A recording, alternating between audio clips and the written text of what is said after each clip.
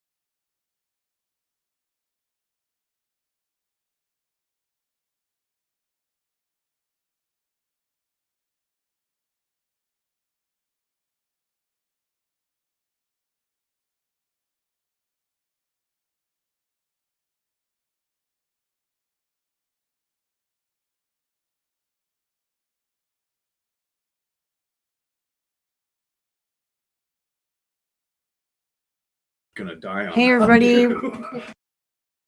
got my first five. Hey, everybody. We're going to get started here in a second. They're about to lag. Just give us a second while we get set up.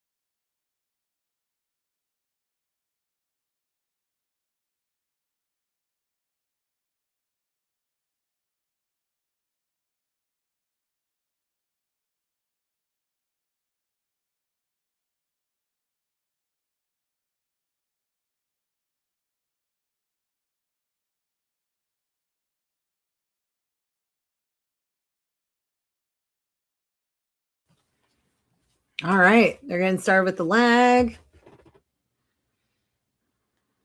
What do we got? Did you end up sharing on the? Yep. Okay. Looks like Nick won the lag. Yep. Nick got the lag. I think you just need to share it on your personal. Mm-hmm. Yeah, we got like 8 people watching right now. Hello, everybody. Say hello if you want.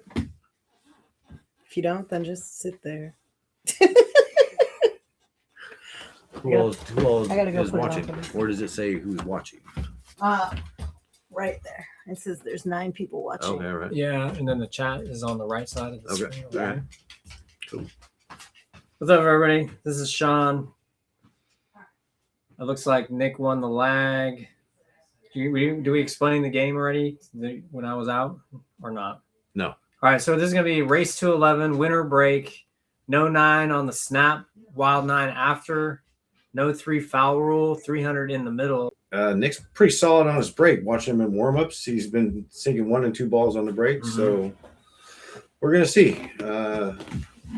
I don't know if either one. I know Kevin for a fact doesn't really play on the 9s. I'm not sure about Nick. So we'll see. It'll be interesting. Yeah, definitely. Pretty close Fargo. I think it's like 1 or 2 points separation here. So I really don't have any idea. That's what we're here for, though. Right? Yeah, these even matches, they typically go pretty close the whole way. I think Kevin's a 467 Fargo, I believe. Not sure about Nick. Nick, I think, was 465.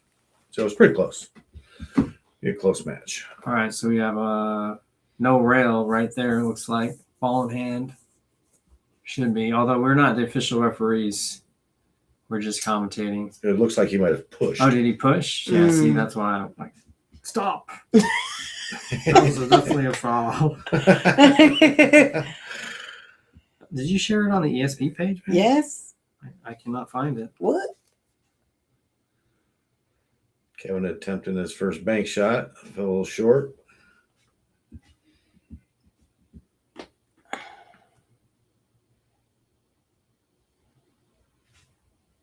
Yeah, it's right there. Refresh the page. I don't know. Weird.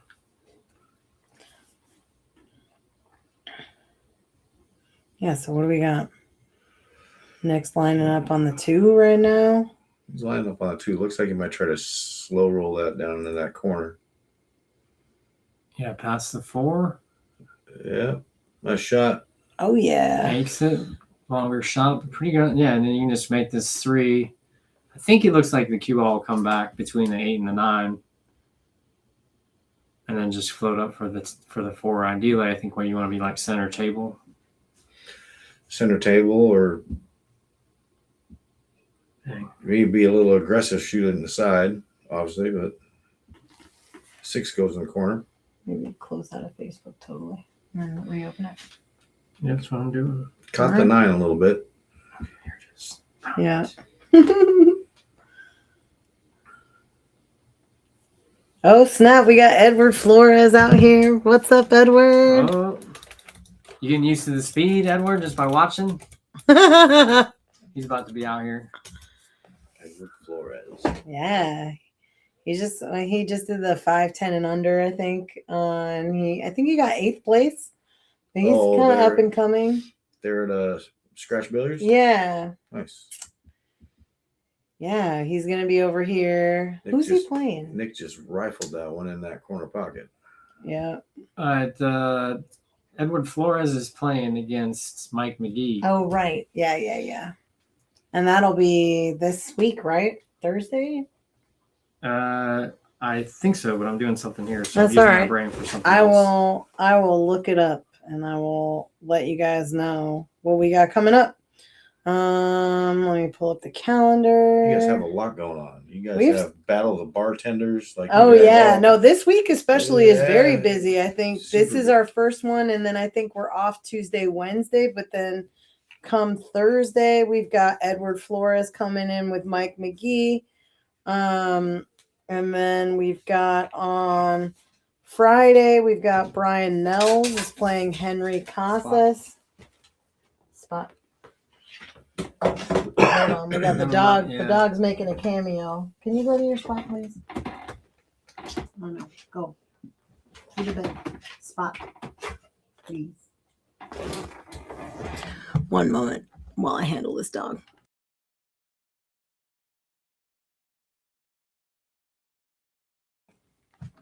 Yeah, that wouldn't be Just good. wants to float that cue ball up in the center of the table. Yep. One rail back to the center. Nice and easy. Yep. And then let's see what else we got. Oh yeah, this Saturday we got Valentine's Day. We got That's Paul right. Marquez and Randy Camanti That'll be a good one. Yeah, playing one match. pocket. Yeah, race to 4. That'll be at 2:00. And then Sunday we got Battle of the Bartenders, like you mentioned, Yeah. Chad.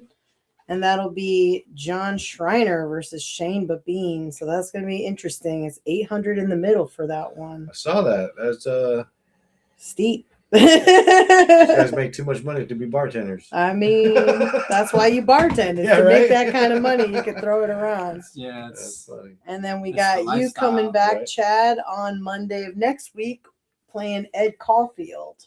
That'll be interesting as well. Yeah.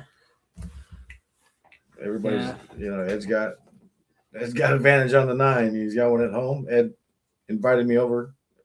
Actually, I was chatting with Ed the other day, and he said, "Come on over, get some table time." I'm like, too far, bro. Like, Yeah. dang. I'll go to scratch, try to get some table time here the next week. So Ah, There you'll you be all go. right. shoot a couple and shot a little bit before I came in here on this, and Yeah, it's just you gotta you gotta aim small, just like being small. you know what I mean. All right. nice Good shot. shot. Nick Left just himself shoots pretty it. tough there, but Yeah. he got there. Nice. Yep. Get out, 1-0. Kevin Yes. had a kind of a little error on the 8, overcut it, left Nick a little bit too easy there. It is rack your own winter break. Yeah, rack your own winter break. No 9s on the break.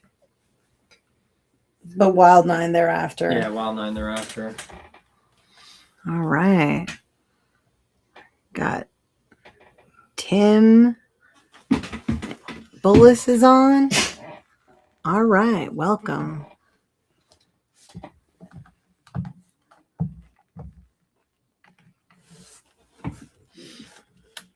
Tim Bullis. Oh, Yep. yeah, okay. Nice.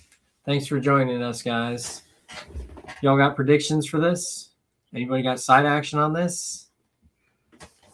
Did you end up getting action on it? I think that Kevin was trying to bet on your match. Actually, that's what it was. Kevin was somebody was gonna take Ed, I believe. I forget who it was, but that's just extra pressure I don't need. Dang. If you're gonna do it, don't say it. Is there anything behind the nickname he gave you, Chad Big Cat Andrews? That's a long story. Oh, So I love it. that yeah, we don't have enough time. All right, that's fine. All right. Thanks. Yeah, it's fine. I don't know if you can. I will say it's a Lincoln City story. So Okay, it's all right. a Lincoln City story. What happens in Lincoln City It stays stays, in Lincoln right. City. Yeah. So what do we got here? Nick made 3 balls on the break, but he's got a little bit of a tricky shot here. I don't know if he can cut it in the corner without hitting the 9 first or not. But it looks like he might be playing just a safe. Yeah.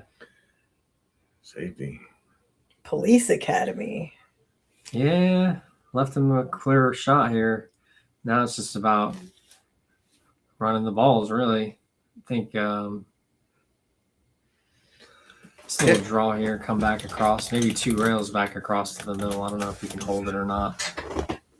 Kevin can shake the jitters. Kevin can shoot. Just shake the jitters, about like all of us probably. Oh, yeah. Shake some jitters, get the first couple racks out, and he should settle down. Yeah. Just, doesn't need to hit the ball hard. I got it. It's a nice That was shot. a great shot. Yep. Exactly what you wanted there. Just can't go forward here. He's going to have to draw it. I don't know if you go forward. It looks like he's going to hit the 9 with the cue ball. Yeah. You got to draw and maybe come back across. Trying to slide it across. Yeah, back through between the 7 and the 9, and then back between them again. Yeah. To come back to that, Side to basically back side. to where the 5 is at. Michelle Gust. Go Kevin. Ooh, All right. Kevin's wife. Nice. Welcome, Michelle. So we got ball in hand here for Nick. I think for me, I like playing for the 6 in the left side pocket. Yeah.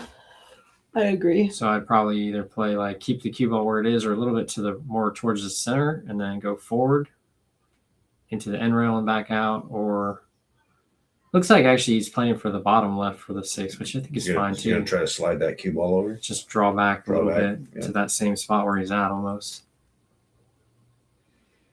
Yeah. Get by the 7?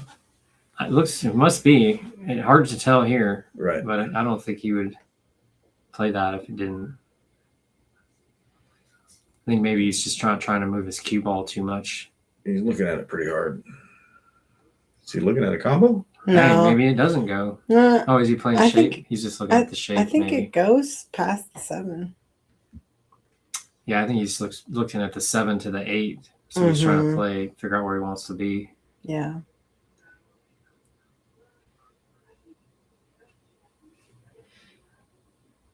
Ooh. A little firm. Yeah, So you these get away with pockets it. are also a little tighter too. They're 4 3/8 inch pockets, and versus like a 4.5 inch pocket, which would be your standard. Yeah, that's what Shawn was telling me when we were Oh, chatting gotcha. out there. Yeah. Mm. Pockets a little tight. I think if he could have slow rolled that and probably had the same outcome Yeah. like he did the previous shot in the first rack. Yeah, on these 9-footers, I'm not a big fan of leaving roll. anything longer than I have to, because then you have to hit it harder. You want to be able to slow roll the ball, but you got to get closer Right. to really be able to play more control. So Kevin's definitely looks like he's lined up a 2-rail kick here, which I think is the right shot. 1 or 2 rail kick. Looks like he's going to hit it on the way in. Oh, he clipped it. Nice shot. Ooh, park behind the 9. Not quite. Long and off angle. Leaves Nick a long shot. Yeah. So you'd have to spear this in with a little bit of low and then play to the right rail and back out, I think. I don't know if you like going forward. It might scratch. Yeah. Stop bank shot. Could he bank that ball? Could. I don't know. Oh yeah, you could. I don't know if that's easier. Would be for me. But Vic's a fan of banking. that's true. That's my game. Oh. Yeah, it's interesting to see how, in these when they miss, Ken you kind Fallon of keep says, "Hey, track Chad." of the randomness of the game too. It's like Nick's missed 2 balls this rack already and left Kevin really not much of a great shot. Right. What was that? Ken Fallon says, Ken. "Hey, Chad." Ken Fallon. What's up, Ken? Fallon. Okay. A roommate. Oh, okay.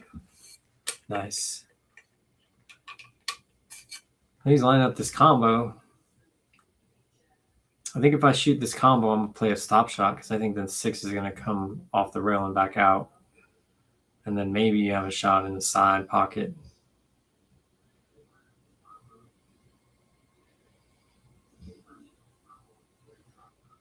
Nice shot. Ooh. And the 9. Ooh. And the 6. And the 6. Dang. Bonus balls.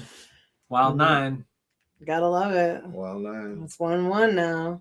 That was a good combo. That without, with no disrespect to getting lucky on the 9, but he made the combo, which was sweet. That's a tough shot. All combos on a 9-footer. That's going to be a highlight reel, just that clip. Is it? Oh, yeah. Yeah, whenever anybody Dang. does anything cool in a match or if they do something cool, even if we're hanging out and we're streaming it, we'll try to go back and watch the video if we see something that's oh, yeah, we got to put that on a highlight reel. Well, And then we'll clip it and post it. You just can't tell Kevin. just don't tell Kevin he made a highlight reel. I'll send him a link to it when it's done. After it has 1,000 views already, you can be embarrassed about it. Right. But it was a good shot. Yes, it 1-1. was. Most definitely. Yeah, it was, Michelle. It was a great combo. And he got all the extra love. 2 balls plus the 9. Yep. Yeah. Just a little delay there, huh? Mhm. Yeah, I think it's like 10 seconds from the live or something like that to the stream. Mhm. So let's thank our sponsors briefly here. Tibbitts at Fernhill. It's a great brunch spot in Tacoma. Top brunch in the Yeah. world at one point. I think he was like number 6 in the world brunch place when they did top brunches. What place? Tibbitts at Fernhill. It's right off like I think 84th and Park, Okay. like right to the left, I think across from the school. It's owned by Chef Shawn Tibbitts. He's a indigenous chef, Alaskan native, and he makes some monster food. I mean, the portions are monstrous. Really? Like he has a tiny burrito. This thing is like this big It's a and 5-pound this burrito. wide. It is Yeah, monstrous. he has Nice. an 8-egg omelet on the menu right now. Yeah. 8-egg omelet. The Yeah. 8-egg tiny omelet, I could probably I eat think. that. I'm just saying, I could probably. Yeah, It's worth checking out if you've never been there and you like Yeah, breakfast foods, man. It's so good. and it's reservations only. Really? Okay. Yeah. So he's definitely just tell him we sent you. He knows us. Yeah, we're on the wall. Yeah, this spot. We got immortalized All on right. the It's wall. like a little Yeah, 10-table spot. There's it's just it's very really small. Yeah, but we love it. It's really good. Awesome. Yeah, so Kevin rolled out and left them. I think this is a pretty makeable cut shot on the one. It's tricky Yeah. shape though, because it's going to go back and forth. He might get behind that 4 ball.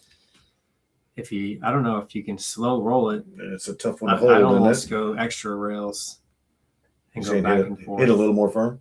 Ooh, Yeah, he missed it on the way in. yeah. But yeah, I would think maybe going 1, 2, 3 and back. And back. Okay. But that's what makes that a good rollout spot, because that's a tough shot to really be gauging the speed to where you're really not leaving them too easily. So Kevin's looking good here. If you just make this 1 and kind of a little bit of draw and come over to shoot the 2, and then probably just play no rail from the 2 to the 3, just go across again. Kevin's going to take some time just gauging the nines. Like I said, he's Just kind of find your spot. nice shot. Yeah, Pretty like reliable on the 7s. It's the 9s that are kind of intriguing us, I guess, these days, maybe.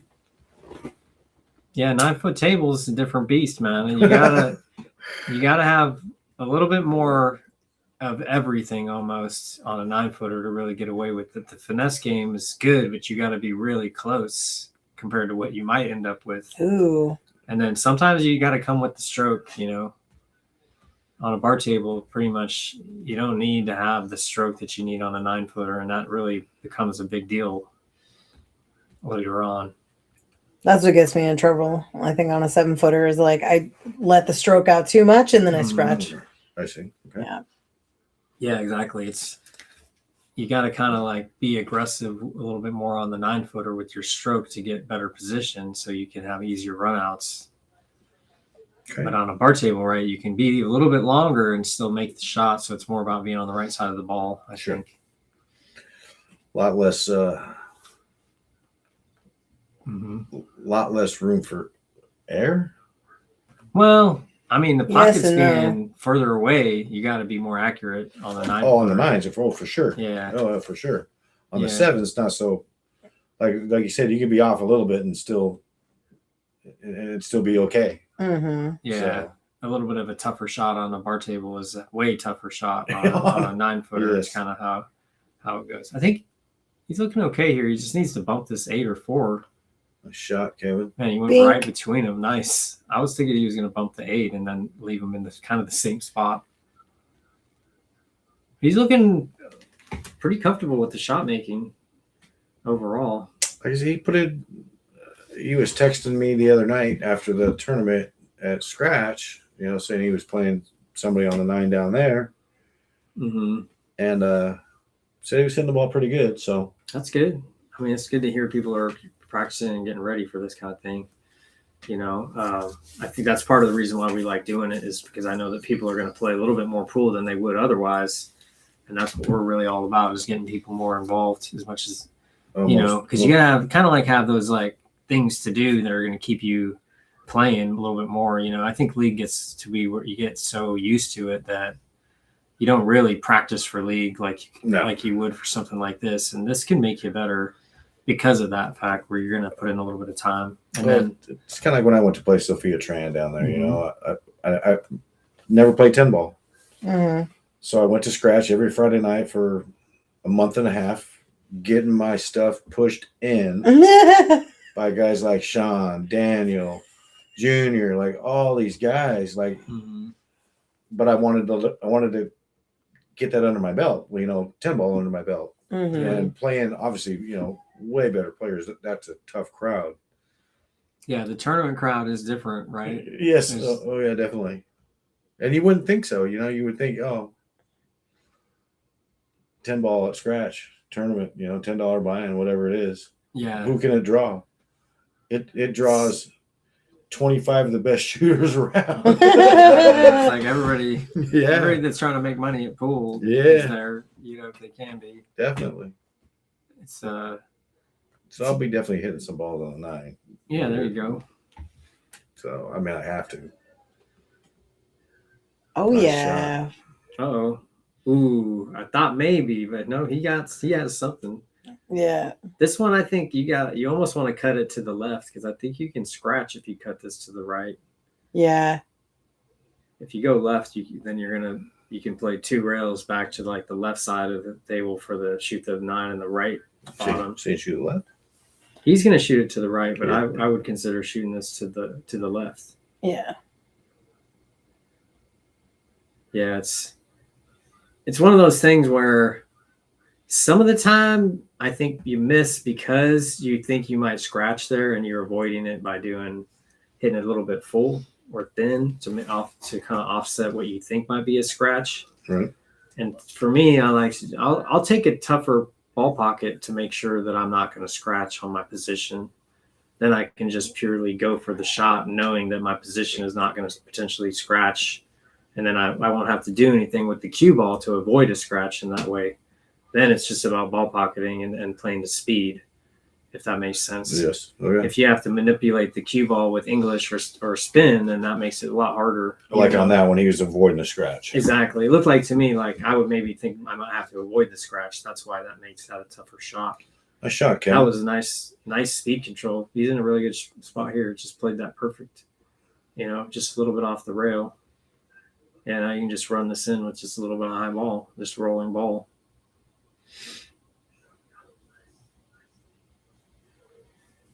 Take your Good time. match. Yeah, he's doing what he's supposed to do. Yep. It's a pre-shot routine. Just, you know, your process makes the ball. That's how I try to tell people. Good out. In there. Yep, great shot. That was a good out. That 8 ball was nice. Played it nice and smooth. Didn't let it Seemed get like out you of might have to control. play a little bit of English to like check it to make it not go so far up. But that was a good shot. So 2-1. Yeah. Give a shout out to Clean Slate. Yep. Like, Don was just here today doing a little bit of work on this table because it kind of got a little bit rattly from our playing a lot of pool on it lately, I think, and that's looking good now. And then we're excited that later on, hopefully in the next, I don't know when, we're supposed to get new cloth being on this table soon.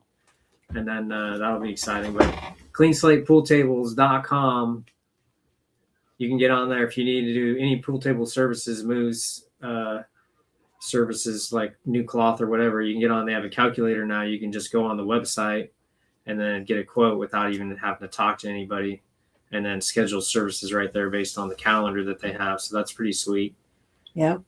What else have we got here? Clean Slate, where are they located? Tacoma. Tacoma? Yeah. But he serves all areas around here. Like I know he's going to Tri-Cities in 2 weeks to do 3 different jobs all at the same time. So he's definitely got his work cut out for him. Pretty busy, but you know, they got, like I said, you get on the schedule and they'll show up when it's time. Awesome. Which is nice because, you know, it's kind of a pain trying to schedule things.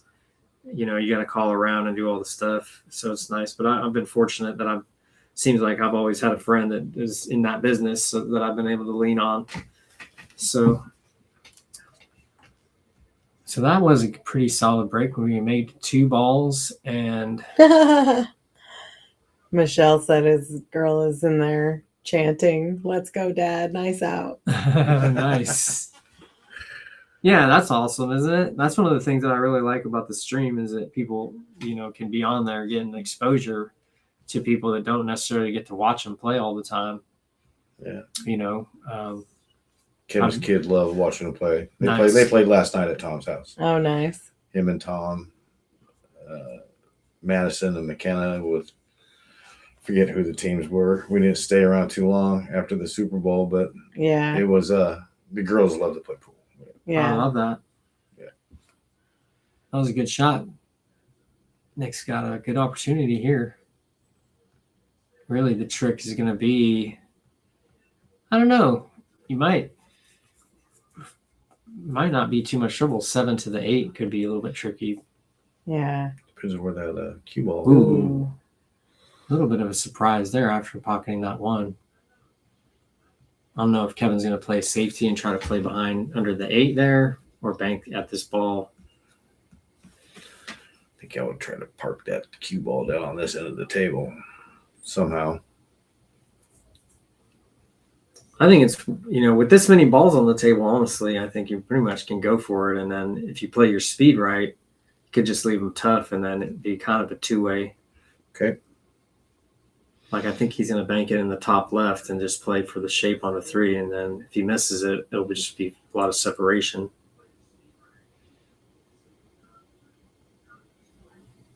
Oh, I was going to catch that 8 ball.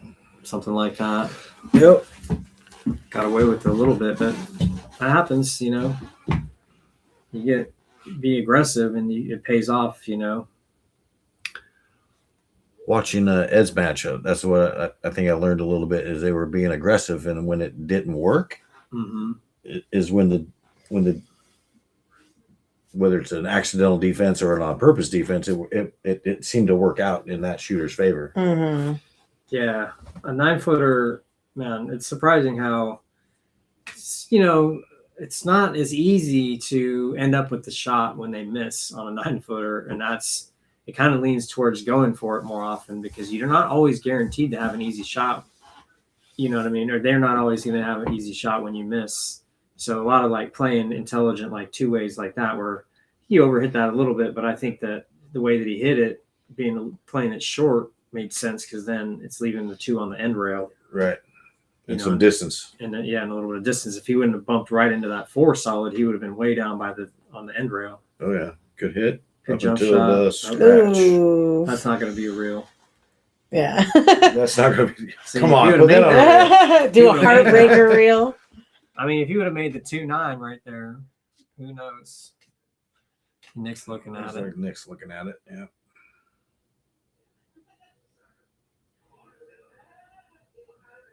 This is, I think this is the right shot. Oh. He got Uh-oh. too spicy It's with in. it. And he still got it dang in it. that He corner. still got it. 1 for 1 now. See, this is touche. Right. I know, right? Nick owed Kevin that one.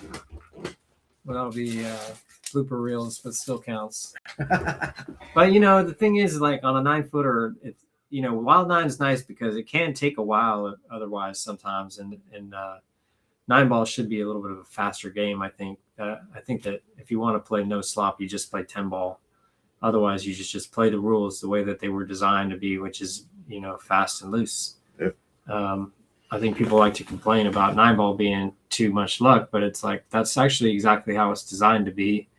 If you're trying to change that, then Well, and the pros play it. Yeah, right. Yeah, exactly. Well, and that's the thing that I never really understood is people always say, "Oh, I want to play 9 ball with 10 ball rules." I'm like, just play 10 ball. Yeah, then just play There's 10 no ball. reason to Yeah. play 9 ball. I mean, 9 ball is meant to be the way it is, Yeah. Yep. I do like the call 9 rule on the bar tables, though, honestly, because there gets to be a little bit too much smashing on the bar table that you can get. Get away At least with if it. you have yeah. to call it, then now it's okay. It makes sense to call it some of the time, but you can't just fly at it and hope that something crazy random happens. You got to be at least thinking about what's going to happen. Right. It's one thing I like about the tap 9 Yeah, balls. exactly. Yeah. I always feel like the rules for tap were really good balance. Yeah. Compared to BCA or APA or the other rule sets, it just seemed like that made sense. Well, if it's APA, that's a great way to lose all the time. It's about points, but like you can ricochet that 9-ball around the table, and then it goes in, and you're like, oh, really? Like it becomes more frustrating in the APA. So the tap, I like the tap rule. Yeah, APA would change, but it's only 2 points in APA, right? So it is, yeah. I mean, but if they, if they get the 1, the 2, and then they get a 1 off of like what happened there, or even with Kevin in the first rack, it could just prolong that rack. It's all about points. You were down 2, now you're down 9 or 10. So it's a tough one to. It's just a tough one to swallow sometimes. It really is. It is, and I think that with having it be only points and not like worth the whole game, that kind of changes the style of play too. Oh yes. I think that 9-ball is like the 9 is the winning shot, and you should get like that should be all the credit. You know what I mean? Yep. I think that making call 9 for tap makes sense. Just because then it's like, well, it was on purpose, so at least you got that. And sometimes, it just lays up, and what do you do? There's nothing else to do. Yep.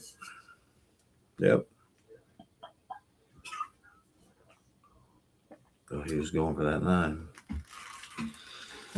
Yep. Now Rifled that guy in there. Left Kevin a shot. Yeah, I think should be able to just pick this 1, and then hopefully he can end up with a good, like a straight in on the 2 going to the left corner, top corner, or combo, depending on the English he uses or the thinness of hit. I don't know if he's going to try for a bank if he ends up that funny. Hitting this with low left. I think you just got to roll it and then just play the speed. Okay. I wouldn't necessarily try to spin it too much here. TCC in the house. Yeah, a little bit of left or a little bit of right English, I think is what he used there. Maybe this is a good spot. Really good speed. What's that? Did you say TCC in the house? That's what somebody commented. The Twisted Q Club. There's another long story. Oh gosh.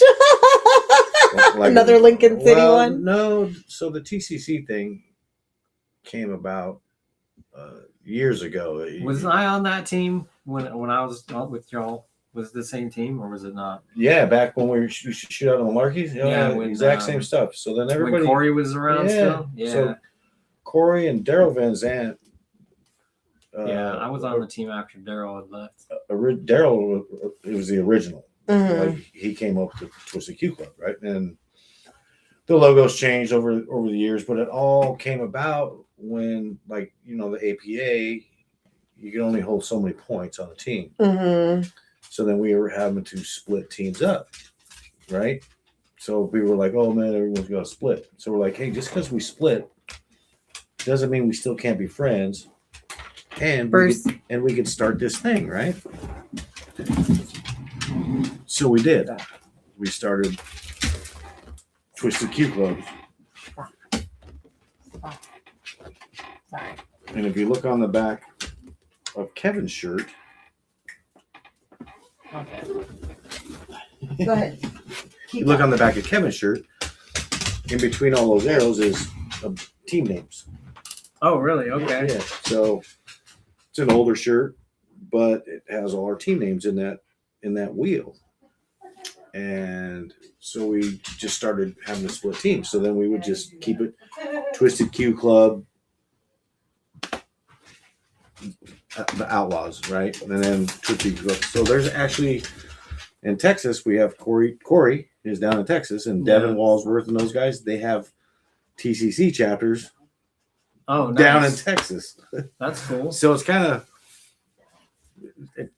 a I don't know what you call it. Just a friendship thing, man. It's that was one of the things that was kind of like that I really didn't like about the APA was it's so low players that you get a little bit better and then you're off the team.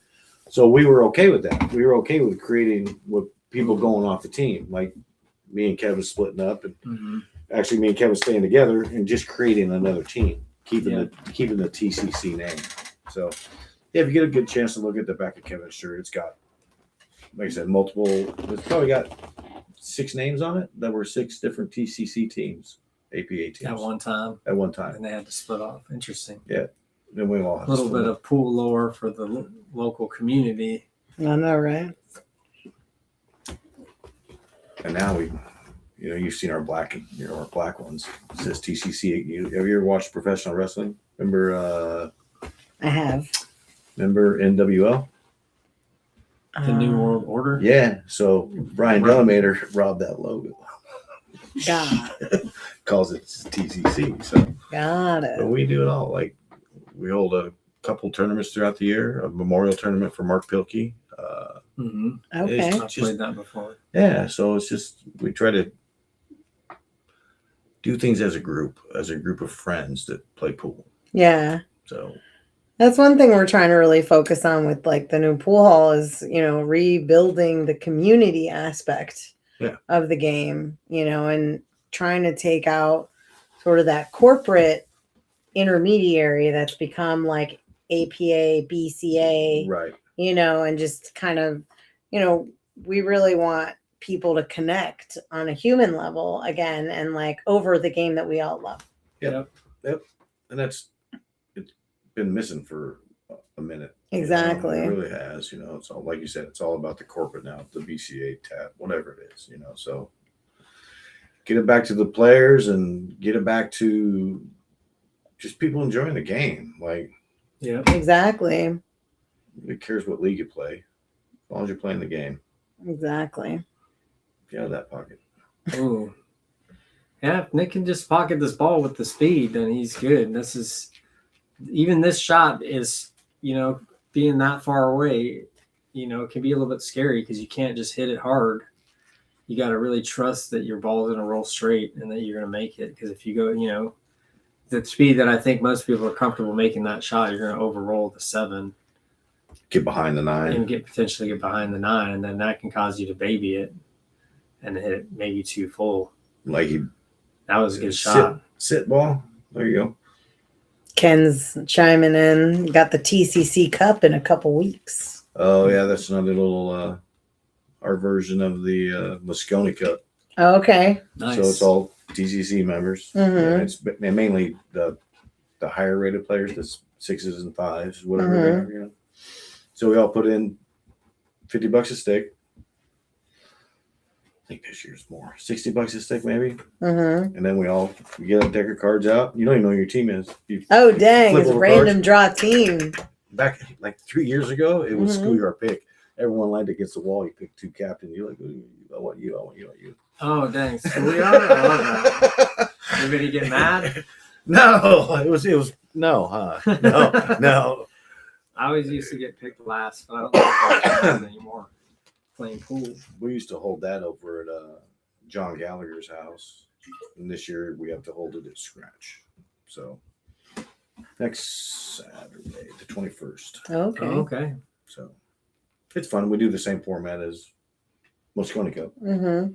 You'll do So- some singles and some Some doubles. singles, some doubles. It's all secret squirrel stuff, who's doing who, and then you Mhm. throw them down. And Nice. it's like, Chad's playing Kevin or whatever it is, Yeah. Nice. So That's awesome. yeah, we do that. I think we've done that for the past Oh. 9 ball. It's no 9s on the break. no. No, 9 on ball the break, break, though. but- Kevin might be able to squirt that one I think in. you can do a 2-way. You can bank at it and play your cue ball into it at the same time. Yeah. I think that's what I would try to I draw don't it see over. anything draw it else over there. reasonable, honestly. I don't think the 1 passes the 8, so you pretty much Gotta what go else for do it. you do? Yeah. Otherwise, you just lag and make it and then spot it and play it from there. But I think that you got to go for it here. Yeah. Looks like Kevin's going for it.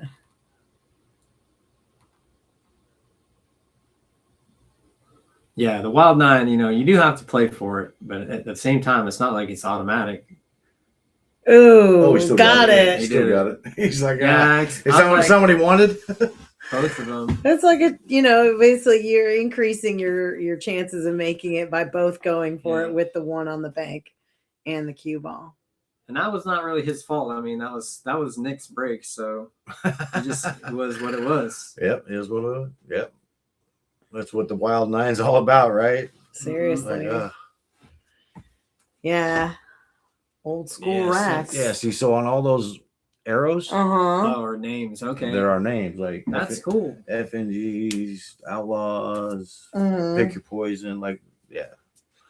Corey came up with the shirt. The shirt's a little loud, but it turned out all right. Pretty cool. But Yeah. They're all they've all been loud and orange that I remember. Yes. I'm like, oh, the orange ones, those are always the TCC guys. Yep. Any I don't know if special I ever had one. any special attachment to the orange or so I have one of the older TCC shirts, Mhm. and it's just 8-ball, 9-ball on the back, Uh-huh. Twisted Q Club. Yeah. So when that shirt was being, There's that 4 balls on the break. yeah, he did. Nice. When that shirt was being designed, it was like we were building a rocket ship. Like it took forever, and some people didn't like the loudness of it. I really didn't care. Like Kevin wears his a lot. I don't wear mine that often. I have different ones that I can wear if I want to wear them. But they've always been a little loud. I like my black one. Mhm. It just says Twisted Q's with an 8-ball and 9-ball on it, and it's simple. Yeah. That one I'll wear. Like I probably won't wear it on the stream when I play yet. I'll wear something else. But Ooh. try, Kev. Good That was try a- on that one. That was a really good try. Thought he made it. He hit it Well, really Clark's straight. on. Hey, Clark, what's going on? Oh yeah. Clark, you gonna get on the stream, bro? You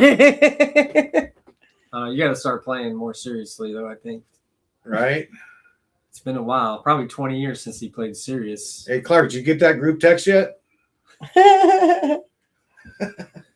Me and Clark banter back and forth all the time on our Nice. on our group text. Clark plays with us on Thursdays. Nice. nice. So Brian said that the orange stuck out when the group was at Lincoln City, so you could everyone that too. Yeah. could see you Yeah. from across the room. Oh, so Kevin's got ball in hand here. Yeah. I don't think he's gonna hit it on the way back here. Ooh, dang, maybe. Yeah, let that ball roll. Didn't quite make Out it. of gas. But yeah, that was one of the reasons for the loud shirts, so you can spot each other in Lincoln City. Yeah. So that was another one. But like I said, it's a little loud, it is what it is. I have a hoodie that I like my hoodie. Like it looks pretty cool actually. Nice. But All right. So you think he's gonna play this? I don't know. Forward with 2 rails between the 7 and the 9, or is he just gonna try to come straight up table? he might try to come straight up the table. No, Oh, he was trying that shot. 2 rails. All right. Yeah, if he would have made it, I think he would have got there. I think he was over focused on that spin.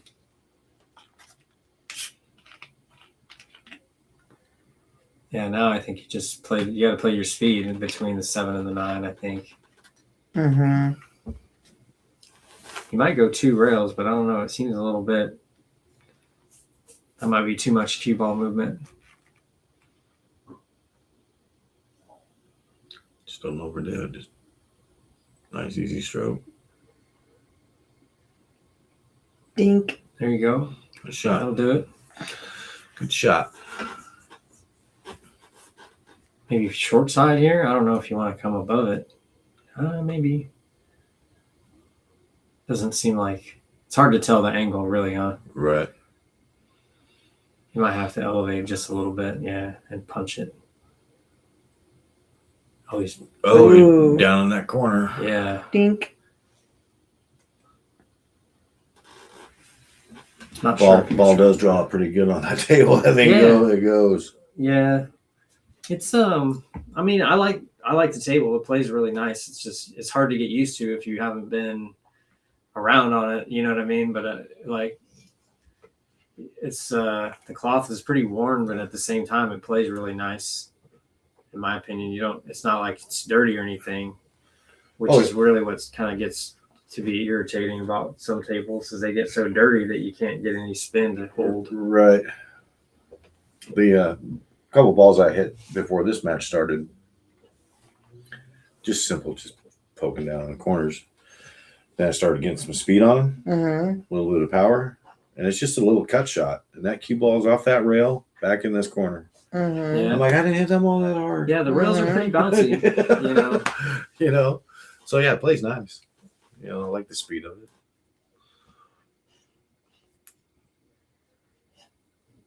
Nice hit.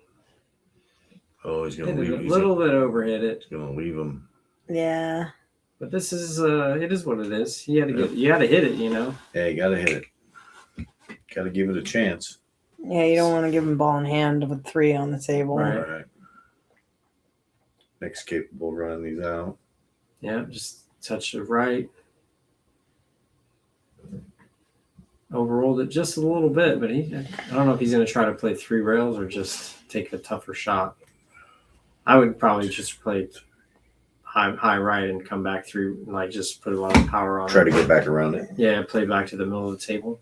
I Potentially. would play it behind the 9 and like try to shoot it up to the top left. Yeah, you could do that. I think maybe if you don't want it further, like side rail, end rail, and then back over to this like second diamond area.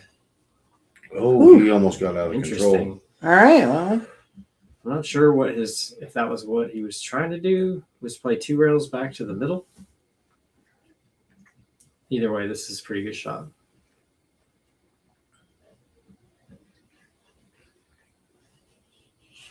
There you go. All right, 4-3, as advertised, neck and neck. yeah. Nick seems like a good kid. You know him very well? I met him once before at Ox. I was playing in the Northwest Cup this year, and he, or was that last year, I guess, end of last year? Yeah. But, and he came up to kind of spectate the thing, and he said hi and introduced himself. Seems like a good kid. I think he's 24. He's just started playing a few years ago. Really? Yeah. I guess he's not a kid. He's 24. To me, it's a kid. I know, right? Not a child, but a kid. Same here. Not a child, but he's a kid. Got 33 people watching right now. Really? Bro. Nice. Hey, if y'all are watching and you haven't subscribed to the channel, we appreciate if you guys would like and subscribe, just to help our viewership and all that and exposure for the algorithm. Also, I don't know if you're interested in any of the educational content that we have on ESB, but we also have a school.com group that we're building for purposes of educational platform for pool. Just, people are just trying to get better, and it's kind of a community driven thing. So if you get on there, I don't know if Vic has pinned it to the top or not. Oh, I have not on this one, but I can make that happen real easy. Anybody that's interested in that content, that's all there. We kind of use the YouTube channel as kind of the hub, but we're also developing more stuff for eventually going to have like a,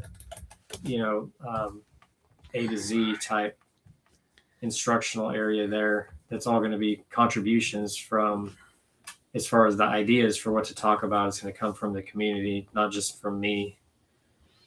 But right now, a lot of it's just, the few people that are on there. I think we have like 50 members on that. 51. So, but yeah, there's a bunch of stuff there, and we're just trying to grow the game any way we can. And this is like it's actually the biggest billiards group on this website. So we're going to try to keep that going. Is it? Yep. Yeah. Awesome.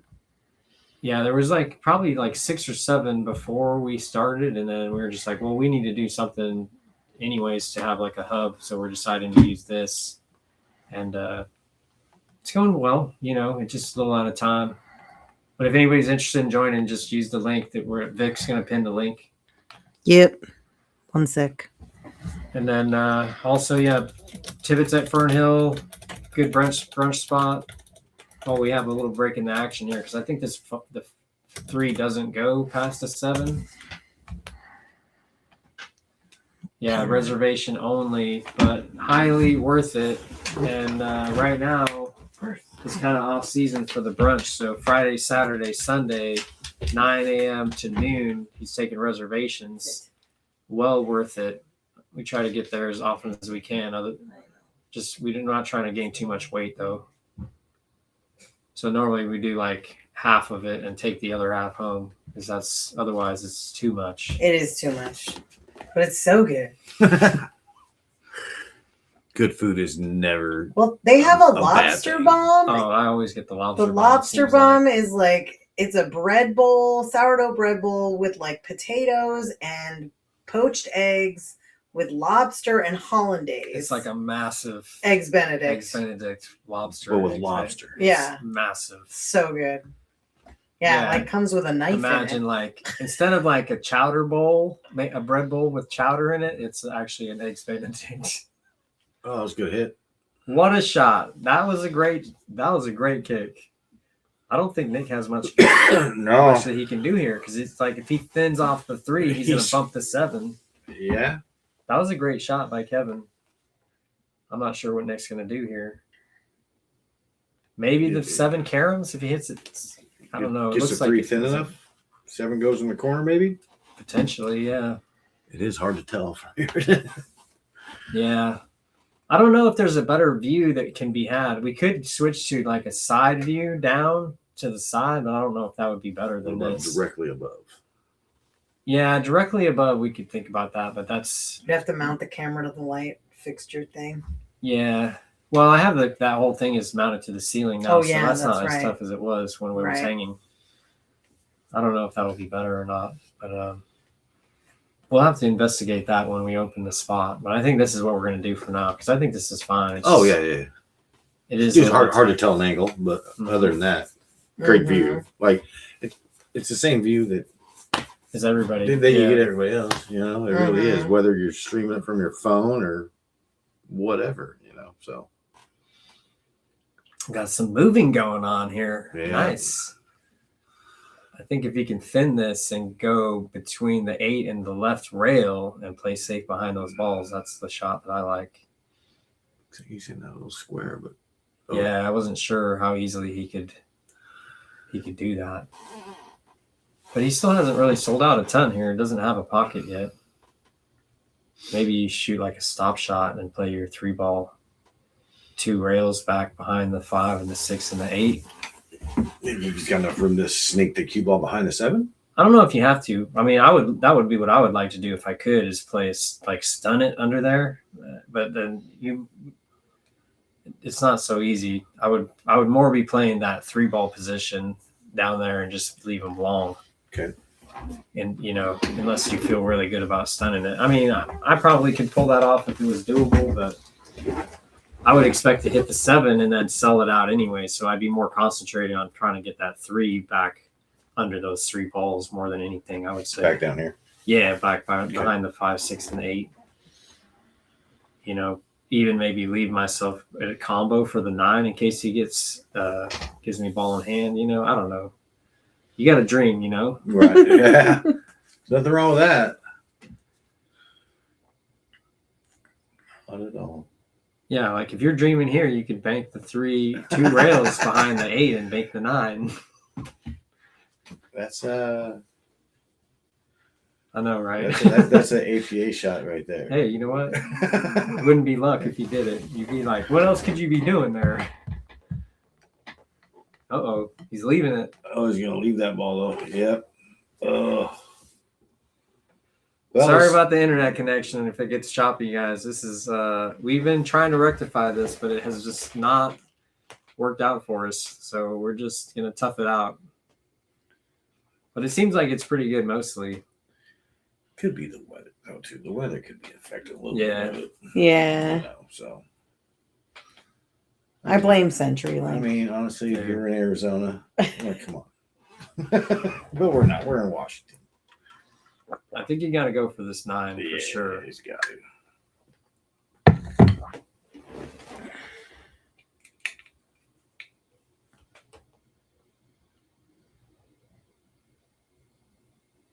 Too spicy. Yeah, it doesn't always go. Yeah. That's why it's okay if it's wild. It's just, what? It's Just send it. Pretty was much. still the right shot. But on these 9-footers, man, if the ball is like over 1 diamond away, it's not like it's automatic. Like a bar table, you feel like you can be like, all right, if it's within a diamond, I feel good about it. But now, I mean, it's this table. It's not that easy. You really just have to be accurate. Ooh, Nice little safe. You might have left Kevin a little bit of a yeah, window I there. think the bottom edge, maybe full. I don't know if you can cut it down to bank it though. I think if you can bank it in the bottom left, then that's probably the right shot. You think you can see enough of that? I'm not sure. Yeah, it looks Oh, like he's yeah, gonna have to masse a little bit. yeah. Do you remember when Kevin was a Lonely 03? You don't remember that? I don't know. Man. That was You wild. know, Chad, back then I was not as conscious as I am now. I rarely remember a lot of stuff from that era of my life. Kevin probably doesn't either.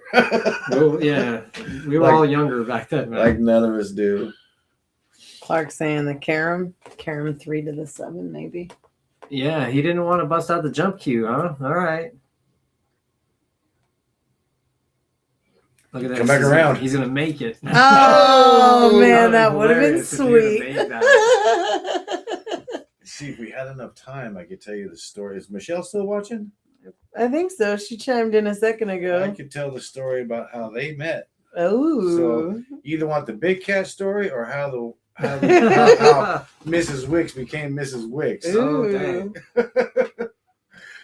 Yes. She's still on. She's still on. Oh, that's You want me to tell that story, Michelle? I don't care. Like, it's a great story. We'll see Yeah, in like 10 seconds. it's funny. Baboosh. It's actually it's one of them stories that you're like, is this really happening? And it did. She said, still going strong. This Still- will be still- 10 years now. Yeah, still going strong. Nice. Nice. Well, congrats. That's awesome. Yeah. Right? Oh, if you only knew. I Like, just like, we couldn't believe it. But come on, Michelle, give me the green light. Dang it. know, right? I know, All right? right. Nick's kind of like left-handed here. He's a little bit obscured here. It's Ooh. good shot. Might get behind the 8. Yeah, a little deep. Now he's just really far Oh. away. But this is just test your stroke here. Go for it, she says. All right. Chad. All right. I got pictures of this too.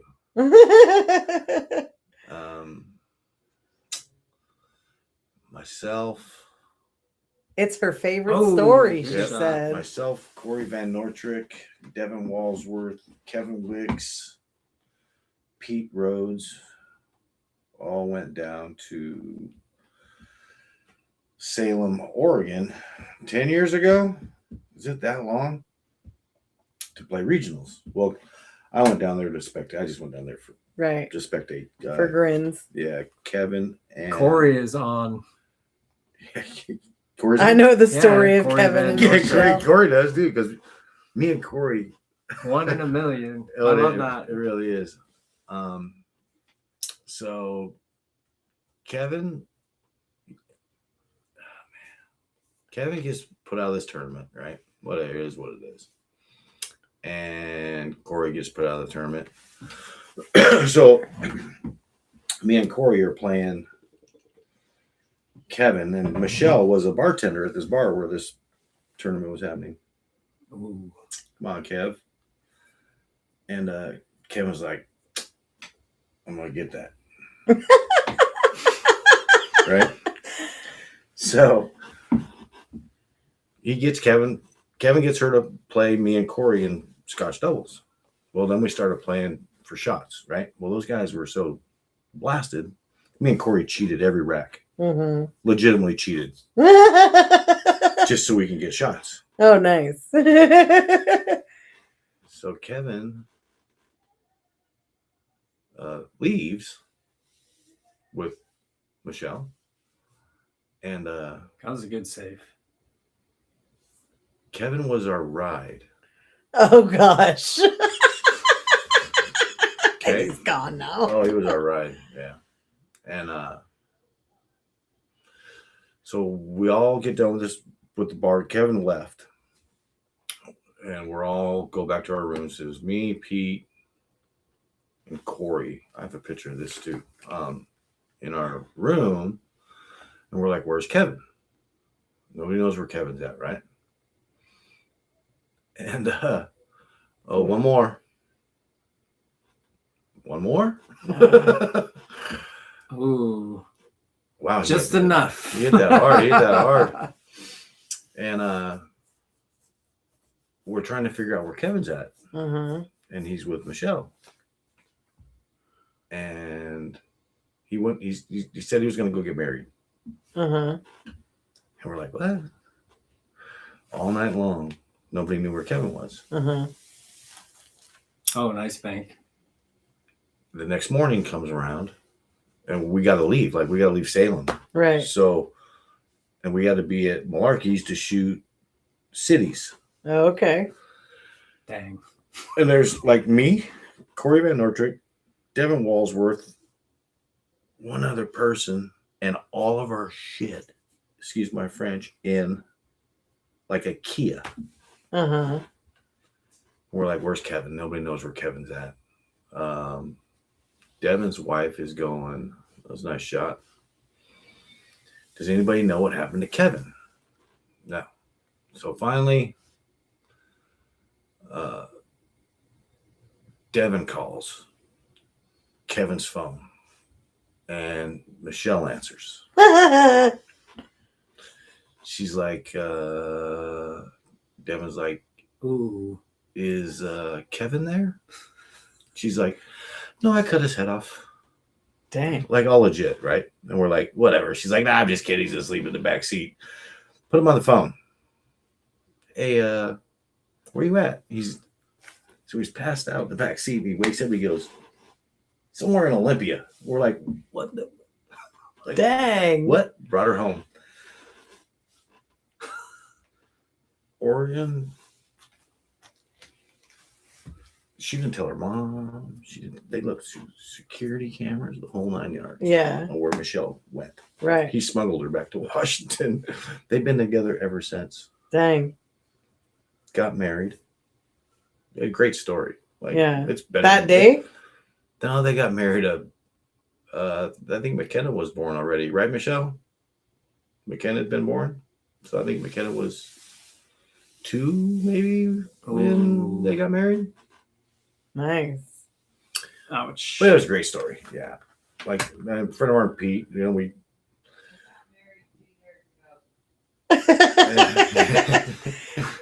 We got color commentary from Lisa Meacham in the other You're room. butchering it, Chad. That's what Corey said. Dang. Corey, can you call me and tell the story yourself? It wasn't. There's way more to it, though. Next like, time I see you, yeah, right. Corey knows. I'll just ask Kevin. We were all he there. remembers a little. We got actually married October. Will be 2 years. Says Michelle. So McKenna's what? How old's McKenna? 7 now? 7? That is how rumors get started. I think it's a continuation rumor, anyways. Oh, it really is. Like, it was horrible. So. All right, we got 5-3. Kevin sold out the bank, and now Nick took that one. Did they take a break? Did they take a mid break or no? No. No. They can if they want to, but Yeah. I see. you know. Nick said he's probably good for the whole set. Really? I think in a race to 11, I might take one break in the middle just to do it. Nick's got that breakdown. Like, Yeah. that one ball goes that side pocket every time. Well, he asked me what to do. And I told him what I do. Yeah. Yeah, he's like, "What do you do here?" Because I hit it. I play on it most of the time at home. And he's like, "Oh, I was watching you practice. How are you hitting the ball?" And I was like, "I just showed him." And he's been draining it ever since. he's been doing pretty good with it. I mean, he doesn't control it as well as I do, but the speed is kind of makes the ball go in, and then you end up like Kevin's hitting it a little bit overly hard for this table. You might make an extra ball, but he's losing control of the cue ball, which is really the problem. But yeah, the table breaks really nice. It seems like you're going to make a ball almost every rack as long as you rack them tight and you give it a firm hit. But I try to go for running racks on it. So, but mostly if I'm going to play on this table in like a match, I'll probably play 10 ball. It's a lot tougher to get good action on the break. 9 ball on the spot, or 1 ball on the spot, 9 ball on this table is with the template rack is kind of like you're going to almost always make a ball. Where's the 10 ball break at? I break from the middle, but I haven't really gotten it figured out quite yet. Dang. I sort of practice for the diamonds when I'm breaking on this table. So I break like I'm going to break on a diamond. And then it doesn't work quite as well as it does on a diamond. I think on a Brunswick, a lot of times breaking from the side, even for 10 ball, like you break hard for 9 ball from the wing, works just as well to make a ball.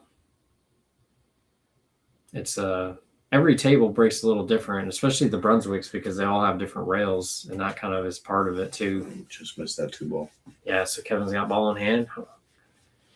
And that's what you guys are going to be getting for your new place, Brunswicks? What do you guys get? Gold Crown 7. Gold Crowns? Nice. Gold Crown Yeah, 7 is newly released. Yeah, the brand new guys. Have you seen it? I've seen pictures of them. Oh yeah, so Looking nice. table. Gray. You do the gray and all that? The gray cloth? What are you Oh doing? no. No? I'm pretty sure I'm just gonna go with tournament blue. I like it. But we might get a combination of black and white tables. Have you seen the white ones? No. Show me Oh pictures. man, I got photos. I went to Brunswick. White cloth? No. White Oh, table. just a white table. Okay. Yeah, Yeah. white or black or brown is the options they have. Yeah, and the The brown cloth, ones you can get whatever look we terrible. The brown Do they? tables, because they're not wood, they're plastic. I mean, they're, Okay. Yeah, they're, laminate. well, yeah, laminate. Yeah, Basically like that. faux wood laminate. Yeah, and it doesn't look very good in my opinion. Humble opinion. Sorry, Brunswick. I love you guys. Let me see Yeah, what I really like the white and the black personally. yeah. I'm happy with either one, but I think a combination of both would be good. We might Mhm. do, because we're talking about doing like not all the same cut pockets. I think the majority might be 4.5, but then I think we're going to do at least one like 4-inch pockets for like Moscone tight. Right. And then maybe 2 of those, because I do play quite a bit of 1 pocket, and a tighter table is a little bit nicer for 1 pocket.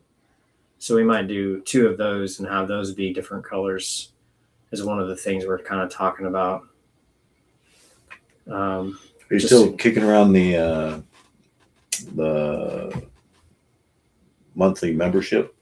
Oh yeah, that's Is that in what the it is? plan. That's Mhm. what it is. There she is. Yeah, Oh, that is pretty. Yeah. I like it with the blue. Yeah, looks good with the blue. Yeah. But yeah, I think there's the video. Like walking around. the white table with the blue cloth looks great, honestly. I would think it looks really nice. And We then were they even had talking about going this is green their cloth, like 7-footer. old That's school. the tournament elite. That's the one that they're doing the ultimate pool on. Awesome. That's a good looking table. Yeah, the white. Mm-hmm. Pretty. White table is pretty. So you'll be doing that. So monthly fee, you can go whenever you want. Yep. I think we're gonna try to maybe break it out into like tiers of membership. Like you get priority during a specific window of time is what we're kind of kicking around right now. We haven't decided obviously yet, but like maybe like you have a lower rate, but you only have priority during that window. You can come at other times and you can play at other times, any time of day, but you may not have priority. I see what you're saying. You see what I'm saying? So Yeah, then, so you show up, you might not have a table. well, we're going to have 24 tables. Right. So, that's what we're looking at right now is 24. So I think, that's a good amount of tables. So it's going to be hard to fill, but probably not, I guess. Yeah, That's, kind of that's the- more than any place around, isn't it? Yeah, Yeah. exactly. The idea was kind There's of that one. we're going to be able to, Right. if we do it that way, we'll understand better what the flow of the business will be. Mm-hmm. If we have just one membership that's 24/7 access and we have 150 members or whatever, we don't know when they're going to show up. But if we set it up to where you have daytime, weekday memberships, and then you have like evening memberships, then most of the people are going to want priority at certain times of the day. Sure. because they're, like retired people are going to be like probably playing more daytime pool. So it's like they'll get that one, and that will then allow us to know when they're going to be there most often, because that's when they're going to want priority. Sure. And then other people will want priority at other times, and that'll help us understand the flow of the business and then manage the memberships, and then not have it be where nobody knows, when they can get on the table. Be like, well, we have this many priority members at certain times In this window, yeah. Yeah. Because we're going to have weekend tournaments quite often. So we might not have like a weekend membership, like specific priority, because we're going to be doing a lot of tournaments. But we do want to have tables available all the time for members that aren't playing the tournaments Yeah. as well. Yeah, because I feel like Stuff that's like a big frustration for a lot of people, is that, either the leagues are in there or there's big tournaments going on, and then you can't get a table. I've heard a lot of that lately. Mm-hmm. That every time I go into scratch, I can't get a table, Mhm. or wherever it is, because Right. because league's going on, or there's a tournament going on. Right. And so we're going to have some set aside. I think we're going to try to set some aside for the members to play on, and then also have some set aside for the public, but minimal for the public. Right. It'll be like 4 tables available to the public, and then the rest of them are going to be for members Right. only. And then also, we want to encourage people to play together. So we don't want people to like just be on a, be a member, but be on a table by themselves, just shooting balls. Just hitting balls. It's like, if we've got, a list of members that are there waiting for tables, we want to be able to offer them, like, okay, well then you guys buddy up and start playing together, because we want to encourage the community aspect and playing together and all that, like the good old days, just walk around and play people,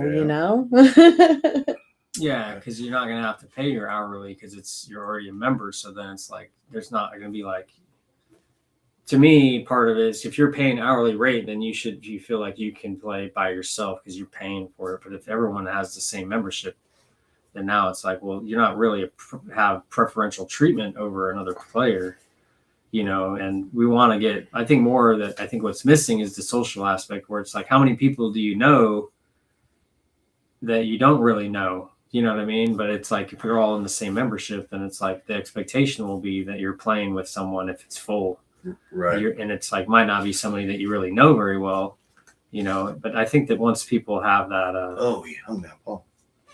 once people get their fill of like playing unlimited pool for a while, then it'll kind of like, we'll figure out how that's all going to go. Mm-hmm. But it's going to take a few months once we open to understand that. So we're trying to just be flexible, really, Right. as much as we can. Ooh, we overhit that a little bit, or underhit it. He's going to be shooting this off the end rail. That's one thing I've done over the years is met and a lot of good people playing pool. So, playing with somebody that you don't know is always, it's always the way to go. Like, you never know who you're going to meet. Mm-hmm. Yeah, we want it to be, it's going to be like, if you think about the long term of it, if everyone, we have so many members, but it's just always going to be the same people there all the time. We're not going to have a random public as often. It's mostly just going to be the people that you'd see. Right. And then because of that, the expectation is over the course of a couple of years or whatever, then you're going to know them. And that if you play pool with them, and you'll be able to help them get better, or they will help you get better. Are we locked out here? I can try to refresh it on our side. Chris Aldrich, you're welcome for the stream. Yeah, we're super excited. I'm hoping that, everything works out great for everyone. I know that we're going to do our best, and I'm excited for anyone that wants to do it. I don't know who's all going to be there. It's like, it's so much bar table pool these days.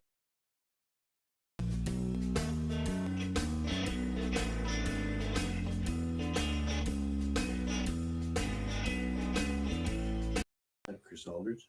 Yeah, penalty box, I think. Yep. Well, there's 2 different Chris Aldriches, actually. Well, there's Aldrich and Aldridge. Yeah. Chris Aldridge is penalty box, I believe. Yeah, so this is Chris Aldrich. So I think this is the Chris that was on the stream at House Racks recently. I think did I meet him? I think I met him. Now I'm confused for my Virgo one. All right, we're 6'3". Nick made that. Thin cut. Or did Kevin Yeah, Kevin missed that thin I cut. didn't get to see it. Left it on the side. Yeah. Oh. That's what I love about having the YouTube also is you get to see the Oh snap! Left it. Yeah, he left it. See, Kevin's that's 2 9s in a row that he's missed and left pretty easy. And Kevin needs to get this one. I'm the one from Hump Tulips, says Chris Aldrich. 600. Yeah, I gotcha. 600 speed Chris. I got you. That's what I was thinking. I just got confused for a second. Then I was like, dang, now what am I doing? You start talking yourself out of knowing what you're talking about. Yeah, see? All right. Chris Aldridge versus Aldrich. Glad we figured that out.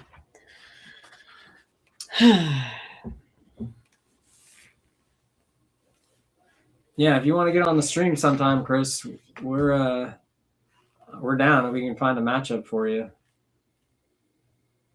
And anybody for that matter. Yeah, anybody. You know, we'll schedule everyone that we can.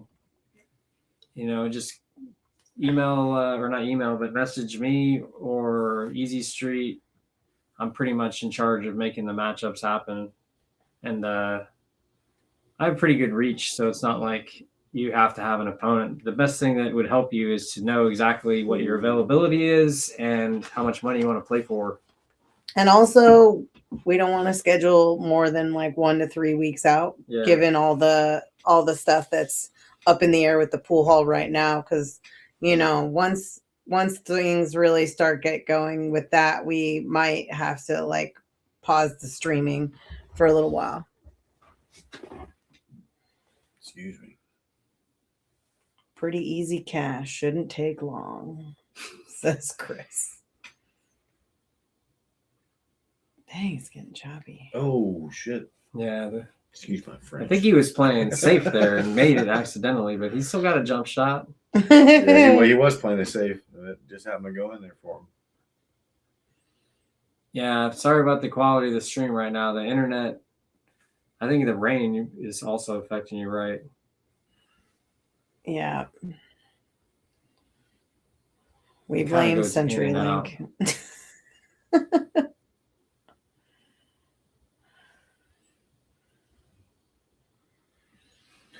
Yeah, you should be able to get over this ball. Kevin's been jumping the ball pretty good lately.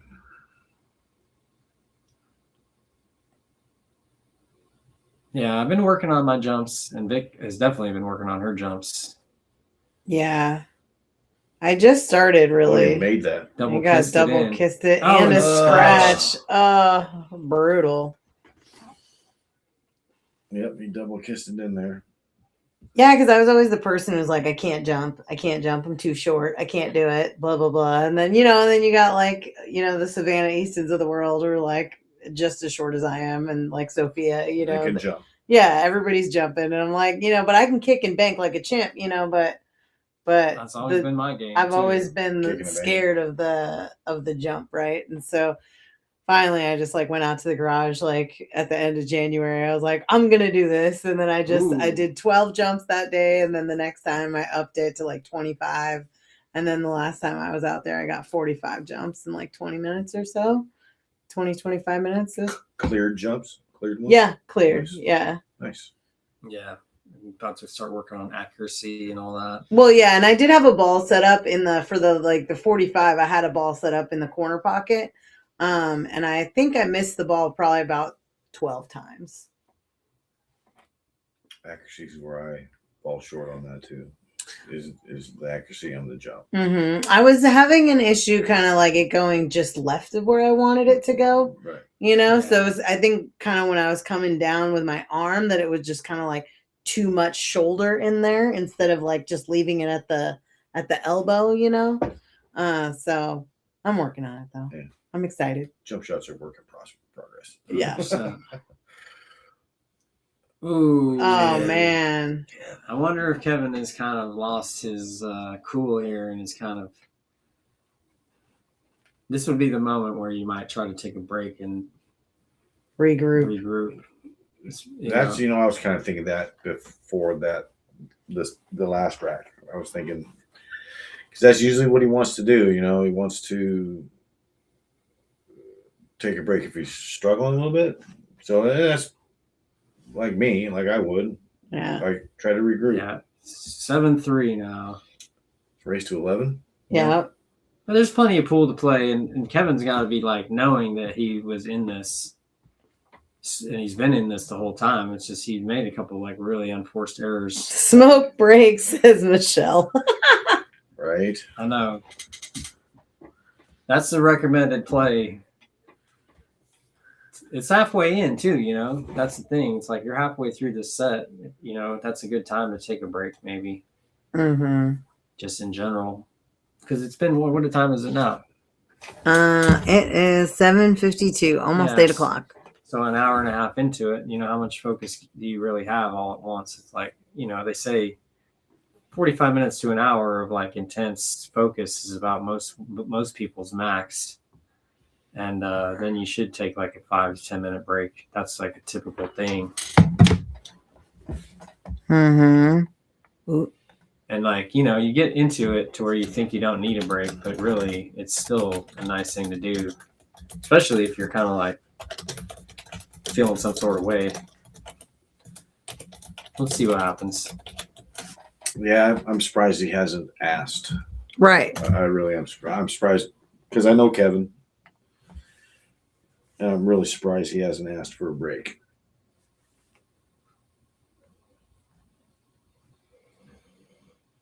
Yeah, you know, I'm pretty sure he knows that you can take a break. I think he asked about it. I said, yeah, that's fine.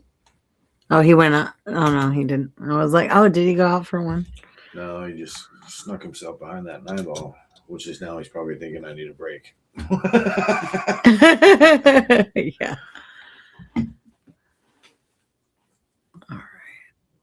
What do you think, Shawn? Keep that ball on the table?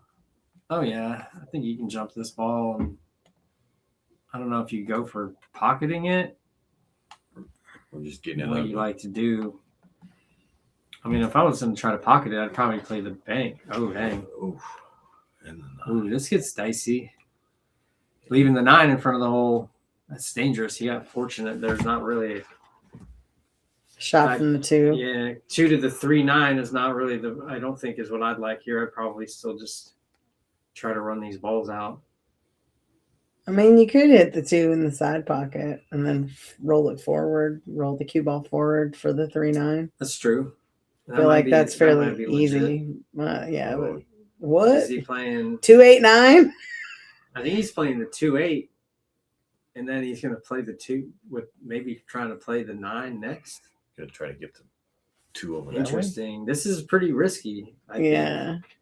I would consider the shot you suggested, which is just play the 2 in the left side and then roll between the 3 and the 9, or the 3 and the 7 yeah. for that combo spot. Oh, he played the triple. He tried playing the triple. See? Well, maybe he was thinking, at least I can move it out of the way. True. Yeah, Like- sometimes I do that. I go for the combo. Like, if it doesn't go, then at least the 9 won't be in the pocket anymore. Yeah, he might be thinking, just to get it out of there. I don't want to leave him an easy one. Yeah. You know, I'm like, I got a nice lead right now. Maybe I should just protect it by playing this combo, and then if I miss, it'll just whack it out of there. And then, so that's there's so many ways to play the game, so many thought processes that make sense. The patterns are what? The patterns are limitless. 100%. Yeah, it's just about your style, what you know how to do, and then you doing it. What you're comfortable with doing. Mm-hmm. Exactly. A little short on that one. You wanted to get straight in on that. Yeah, you follow forward for that 6-ball. Yeah, you got to go, and you got to put a little, no, I wouldn't say heave ho on it, but you definitely got to hit with some speed to go 2 rails back for the 6. Right rail, and then left rail, and then back to the middle of the table. Down table, of course. That's a nice shot. Just like that. That was sweet. It was a good shot. I don't know, maybe a shot like that might fire you up enough. Yeah. Make a good shot. So, I'm Mr. Optimistic. As long as he doesn't snuggle himself on that 8-ball. Just don't get out of shape. Don't try to do too much. Right? Yeah, Just keep it simple. exactly. It is a good principle to follow. Slow down. Overrolled it a little bit. He's okay though. Yeah.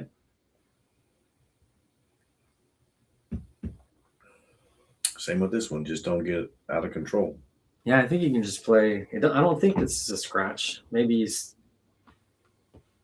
I feel like if you play follow, then you can hit the side rail and it's not a scratch.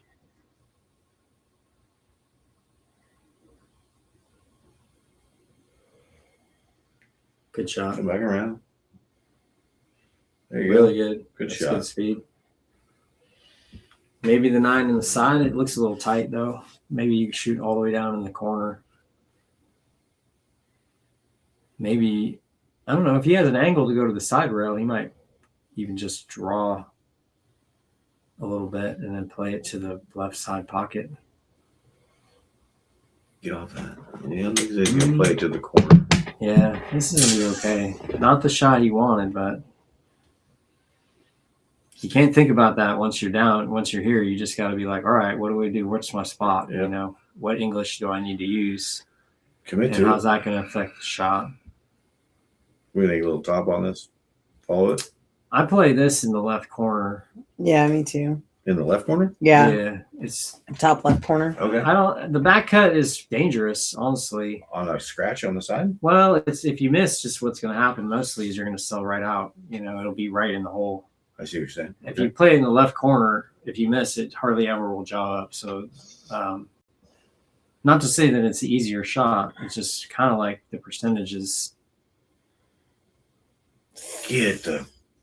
See, this is why that's what I'm saying. Like, if you miss it, the way that that shot has to be hit to make it is a slow roll type shot, and this you're going to miss and leave it in the hole. Okay. If you play it to the left corner, you can hit it with warp speed, and if it doesn't go, it might go 3 rails into the corner over here. I see. And- And the but cue you- ball still stays down there. Exactly. Okay. And so that's kind of like, but that's more of a 9-foot table thing. I think that on a bar table, he would have made that shot pretty easily. It's just the way that the 9-footer, the dynamic is a little bit different, where you don't want to jaw the ball up no matter what you do. You Okay. know what I mean? At least when you're playing it to that left top corner, that if you miss it, it's not going to jaw up. It's because you're going straight into the throat of it. If you miss, you're going to hit the point and it's going to definitely bounce out. Right. You know, and you want, then you can hit it with a little bit more power. But the problem is that you're like elevated over the rail more, I think, or it's kind of like a longer shot. But I don't know. To me, it's just tough to gauge the amount of throw for that distance. And that's what I think what happened there. He just caught a little bit full, and it just makes it go like, Take a break. Mm, I think he's just maybe he's going to the bathroom. Nick walked away. Yeah, he might be taking a second. I don't know. Kevin should be. yeah. Kevin should be considering a taking a break break. Maybe he doesn't think he can take a break because it's Nick's playing, but there's not a reason, not a rule for that. Like in between games, either person can take a break. Yeah. Kevin needs a rack. He needs to get some confidence back. Yeah. Yeah, that's like 3 in a row Yeah. that he's given just the 8 and the 9 or just a 9. Right. That's tough. Yeah. And then it's like you feel like when you're in that spot, right, that like the score doesn't really reflect like how close it really is in that point. But when you're the player that's down, you don't even think about that. Right. The fact that it's close. You're like, oh, I'm down like 5 games or whatever it is right now, Right. you know? But it is closer than that, you know? It's just he's got it's to really close. Kevin's playing solid. It's Yeah. just he's the last couple balls, he's made mistakes and left them easy. Good night from Texas, says Corey. He's out. Good night, Corey. Good night, Corey. Nice to hear from you, brother.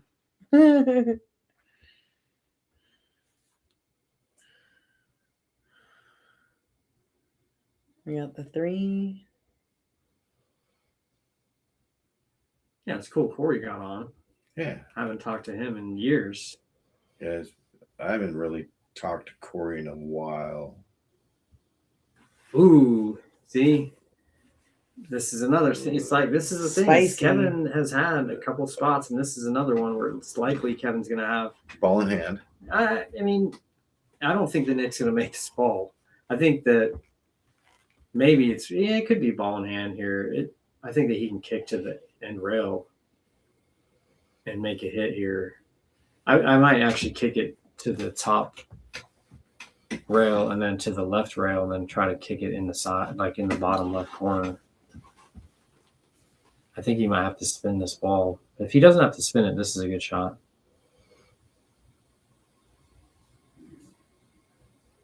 Good shot. Yeah. Good shot. But Kevin's going to have an opportunity to do something here. This is not so easy, but we're frozen on the... Dang. It's because Corey left. Corey, come back on so it stops doing the little circle thing. I know, right? Make it stop doing the spinny wheel. There it goes. Yeah. Jeez. Brutal today. Nice shot, Kevin. Yeah, hopefully that is just the YouTube upload and that the actual stream is still good because we're doing okay on our end. Yeah, I don't know. It's like intermittent. Yeah. Maybe you can refresh that. I mean, I can refresh it, but I don't know what, you know. Another nice shot, Kevin. Nice. All right. That was. And we're back. No, Speak too soon. kind of. there. So you can do this. This is similar to the shot before. Just Yeah. go around trying to touch that 8. Yeah, exactly. Just roll it. I don't know. Maybe he's going to draw. I like draw with left here. If he can go to the end rail and not go into the 8. Good shot. Yeah. Still that ball. He's just got to stay positive here. You know, Dang. you're doing things here. It's just. Dang. Stick with So it. other people, so some people are having lagginess issues. Some people are not having lagginess issues. All right. It just depends on where they're watching it from, I guess. Right. Michelle said her phone was fine, but her TV was not good. She said it's back now. So I don't know. I could try it one more time, refresh, just to see. Oh, Oh see. man, Dang. he's having some Yeah. This is struggle, Bill. struggle built. Yeah, Struggle town. he's going to talk about that. He's going to talk about hanging balls in the pockets. So, Yeah. I hope he's not already telling that story in his head. That's the problem if it is, because you got to just shake it off and then be like, every shot's your All right. next shot. You know, you don't have to think about what just happened to know that you can still do the thing. he went a little deep, didn't he? Yeah, but he's gonna have a side pocket shot now. This is, you know, who knows what's gonna happen It's a here. tight side pocket. Yeah.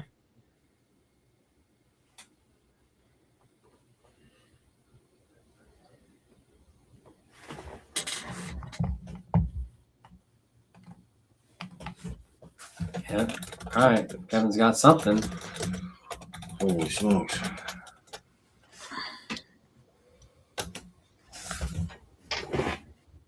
Dang it.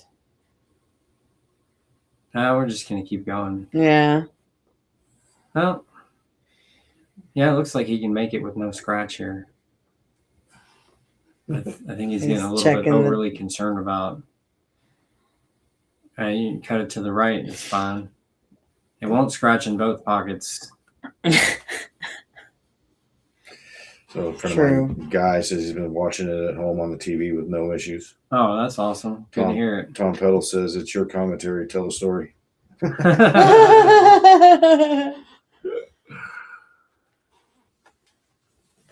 So it just might be where we're at, just because. Well, it's, yeah, it's 'cause- a weather issue, guaranteed. Well, also because we're running the stream, it might be our bandwidth that's giving us problems on this YouTube thing. Oh. my gosh, see, I could tell. Oh, dang. Yeah, he's definitely losing it. Yeah. Yeah. Yeah, he was so concerned about the scratch that he missed the ball and scratched. Yep. Because he was just thinking too much about the scratch. It's one of those things where you get into the mindset. All right, he is taking a break. All right. Yeah. Perfect. Got to talk that guy off the ledge. All right, guys. We're going to take a 5-minute break. Yeah, here. we're gonna take a 5 to 10 minute break. I'm just gonna put player break in here in the comments. We will be back Personally, Kevin shortly. should have took that break 3 racks ago. Yeah. That's exactly what I was gonna say. It's 6:30.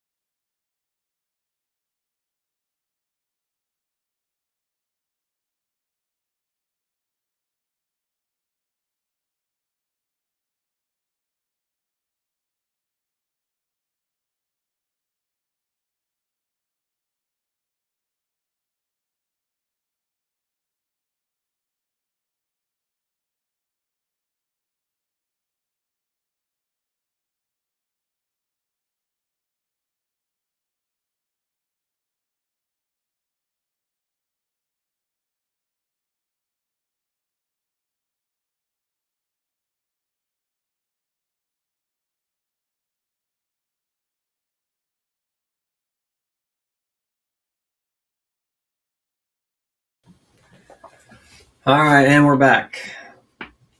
Kevin took a much needed break. We'll see how that affects his play.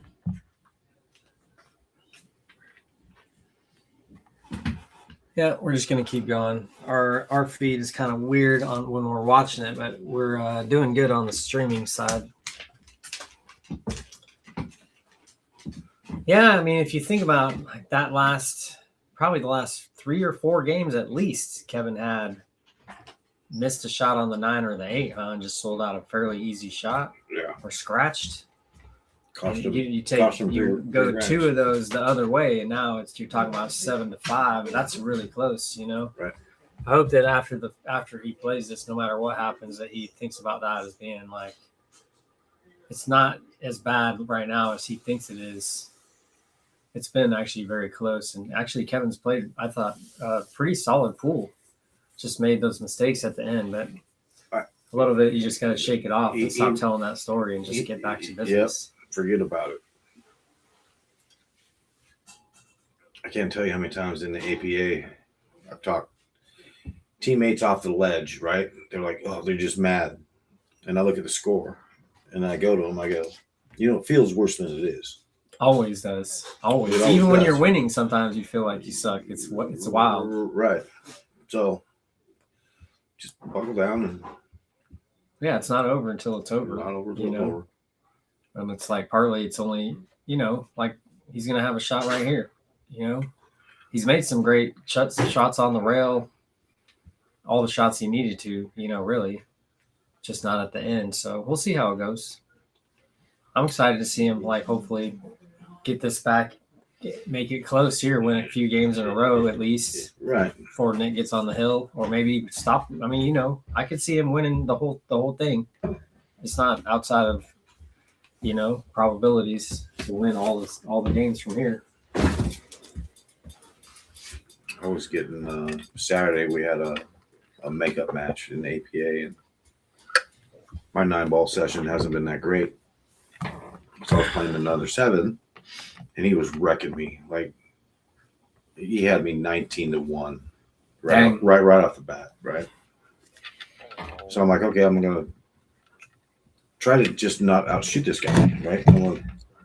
Now I gotta play smarter. Mm-hmm. So I started playing defenses, getting ball in hands. Long story short, I came back and beat him 55-52 or whatever it was. And I told him, I go, Steve, man, you were wrecking me. He's like, yeah, then you started playing that defensive crap. I go, I had to do something. 100%, like there you go. You don't like it, but I had to do something.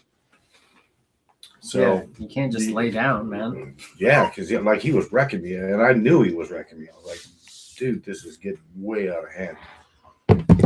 I came back and won it. So it's not over till it's over, like you said.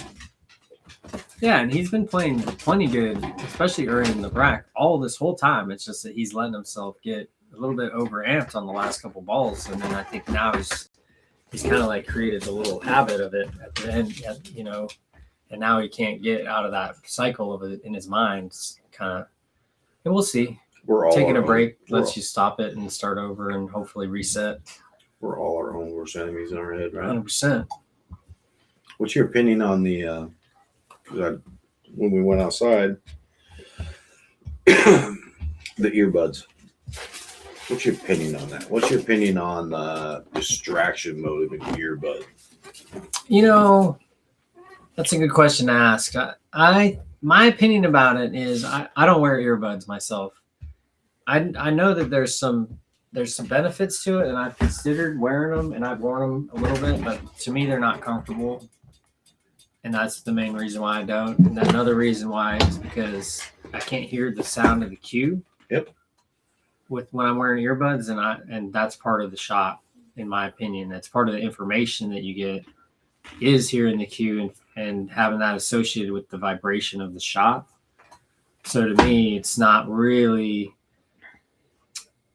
beneficial. Well, I mean, there's pros and cons to it, right? I think that the benefits don't outweigh the burdens for me, where I think that being able to control the input of the music and all that, and having your that can be very helpful and take away from distractions from that outside area. But with this situation here, I don't know that it necessarily is helpful Yeah, Kevin said because you can there's hear. not really any distractions. No. And we could have put music on in there. That was an option that they had. That's what I said. I said, get rid of the earbuds You know, and just turn on some tunes in there, yeah. Now and you can hear everything. there's different stuff people too like talk about, like doing like binaural beats and different like meditation stuff and not listening to actually music but other things. That was a nice shot. Yeah, that was a great cut. I wasn't sure if it went. You know, so I've thought about, you know, like, you know, they have like meditation music and different frequencies and stuff like that, where it can maybe shift your mindset, like your mental, to like a different, more like relaxed state, you know. With that being said, that's all, like, to me, the goal is to be able to not need any of that stuff.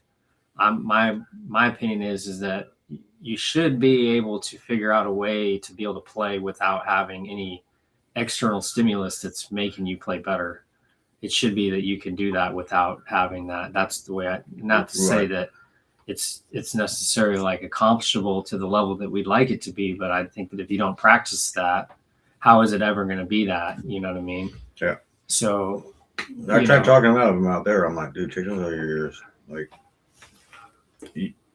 me personally, I like to hear what's going around. Like, I'm like you. I like to hear the balls clack. I like to hear. Yeah. Yeah, the sound of the shot is part of it. Oh, hey, KB's on. Nice. KB. All right. I know, right? He's like my bank Kevin, pool he mentor overrolled from home. the 6-ball shape and he threw his hand up, and that's He says no earbuds for him, being a bank Exactly. pool player. yeah, you got to hear the hit. That's part of it. He in my says he opinion. likes to be able to hear the dead rails. That too. Yeah, Kevin's gonna play safe here by playing the 8 under the 9 and then playing up table. And this could work out. It also could work the other way too, because he's gonna leave the balls close together. And then sometimes what happens then is that he might leave a wired ball.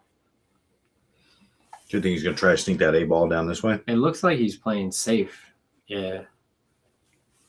Now that's a good shot. Yeah, that's not He horrible. created separation. Yeah. If it, you know how they could have clung together and maybe wired up randomly, that can happen, especially when you feel like you're already being unlucky. Yeah. You know what I mean? How that's like. Yeah. Let's just I mean, he would just line break. him up. You could just break your cue in that situation. We got Chris Moreno on too. Nice. What up, Chris? We'll see you tomorrow. There's a shot. See, he's leaving opportunities here. Yes. Kevin's in this, you know. If Nick said that he was nervous on that break, then to me, Yeah, Nick said he was nervous. I think that and this might be me being a little bit more experienced, the way that I play pool is that when I notice that my opponent is nervous, that means that I'm supposed to win. That's how I look at it. If you're nervous, I'm supposed to win. Why should I be nervous if you're nervous? Only one of us should be nervous. Right. Like, you're either the predator or the prey. And if you're nervous, then you're not the predator. You know, and I'm not saying that Nice it's like shot, that. Hey, Kevin. Kevin. Way to You get know, back in He's there. got the skills to do it. He's been making great shots. Like, case in point right there. Yeah. And now he's actually left himself a good shot on the 9. And, you know, if he would have taken a break at 6-3 or 7-3, you know, then those 2 9s that he missed after that wouldn't have counted as being as heavy. Now it's like, it's really an uphill battle. Not to say that you can't get there. Definitely, you know, what does he need? He needs 7 to 2. That's totally doable. You know? Oh, sure. Yeah. Especially on this table. Yeah, I mean, You know, they're both getting opportunities. Kevin's pocketing the ball really well. Yes. I think Kevin is he's an emotional player. Yeah. You know, wants to. He rides the wave of emotion, right? Yeah. Yeah, I got video of Kevin imploding in Lincoln City. Oh Like man. video. I'm like, oh, Kevin's gonna lose his shit. He like bust out the camera. Oh, It's yeah, about bust to out. I did. I was like, I got this on video.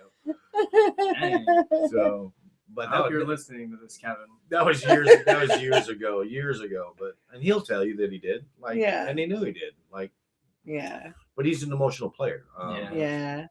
It's a double-edged sword, you know. You're riding very high highs, but also low lows at that point. Yeah. And that inconsistency is difficult to fade, really, because you don't really know what you're going to get. I think if you can calm that down a little bit, you'd be, and that, you know, it also shows your opponent. Exactly. You know, Some of that is like, it's kind of like you're showing weakness in a way by not having control of your emotions. Yeah, I mean, if I'm playing and you don't do it, like you when you're done with your shot and you miss or whatever it is, then you go sit down. You don't sit there and make a.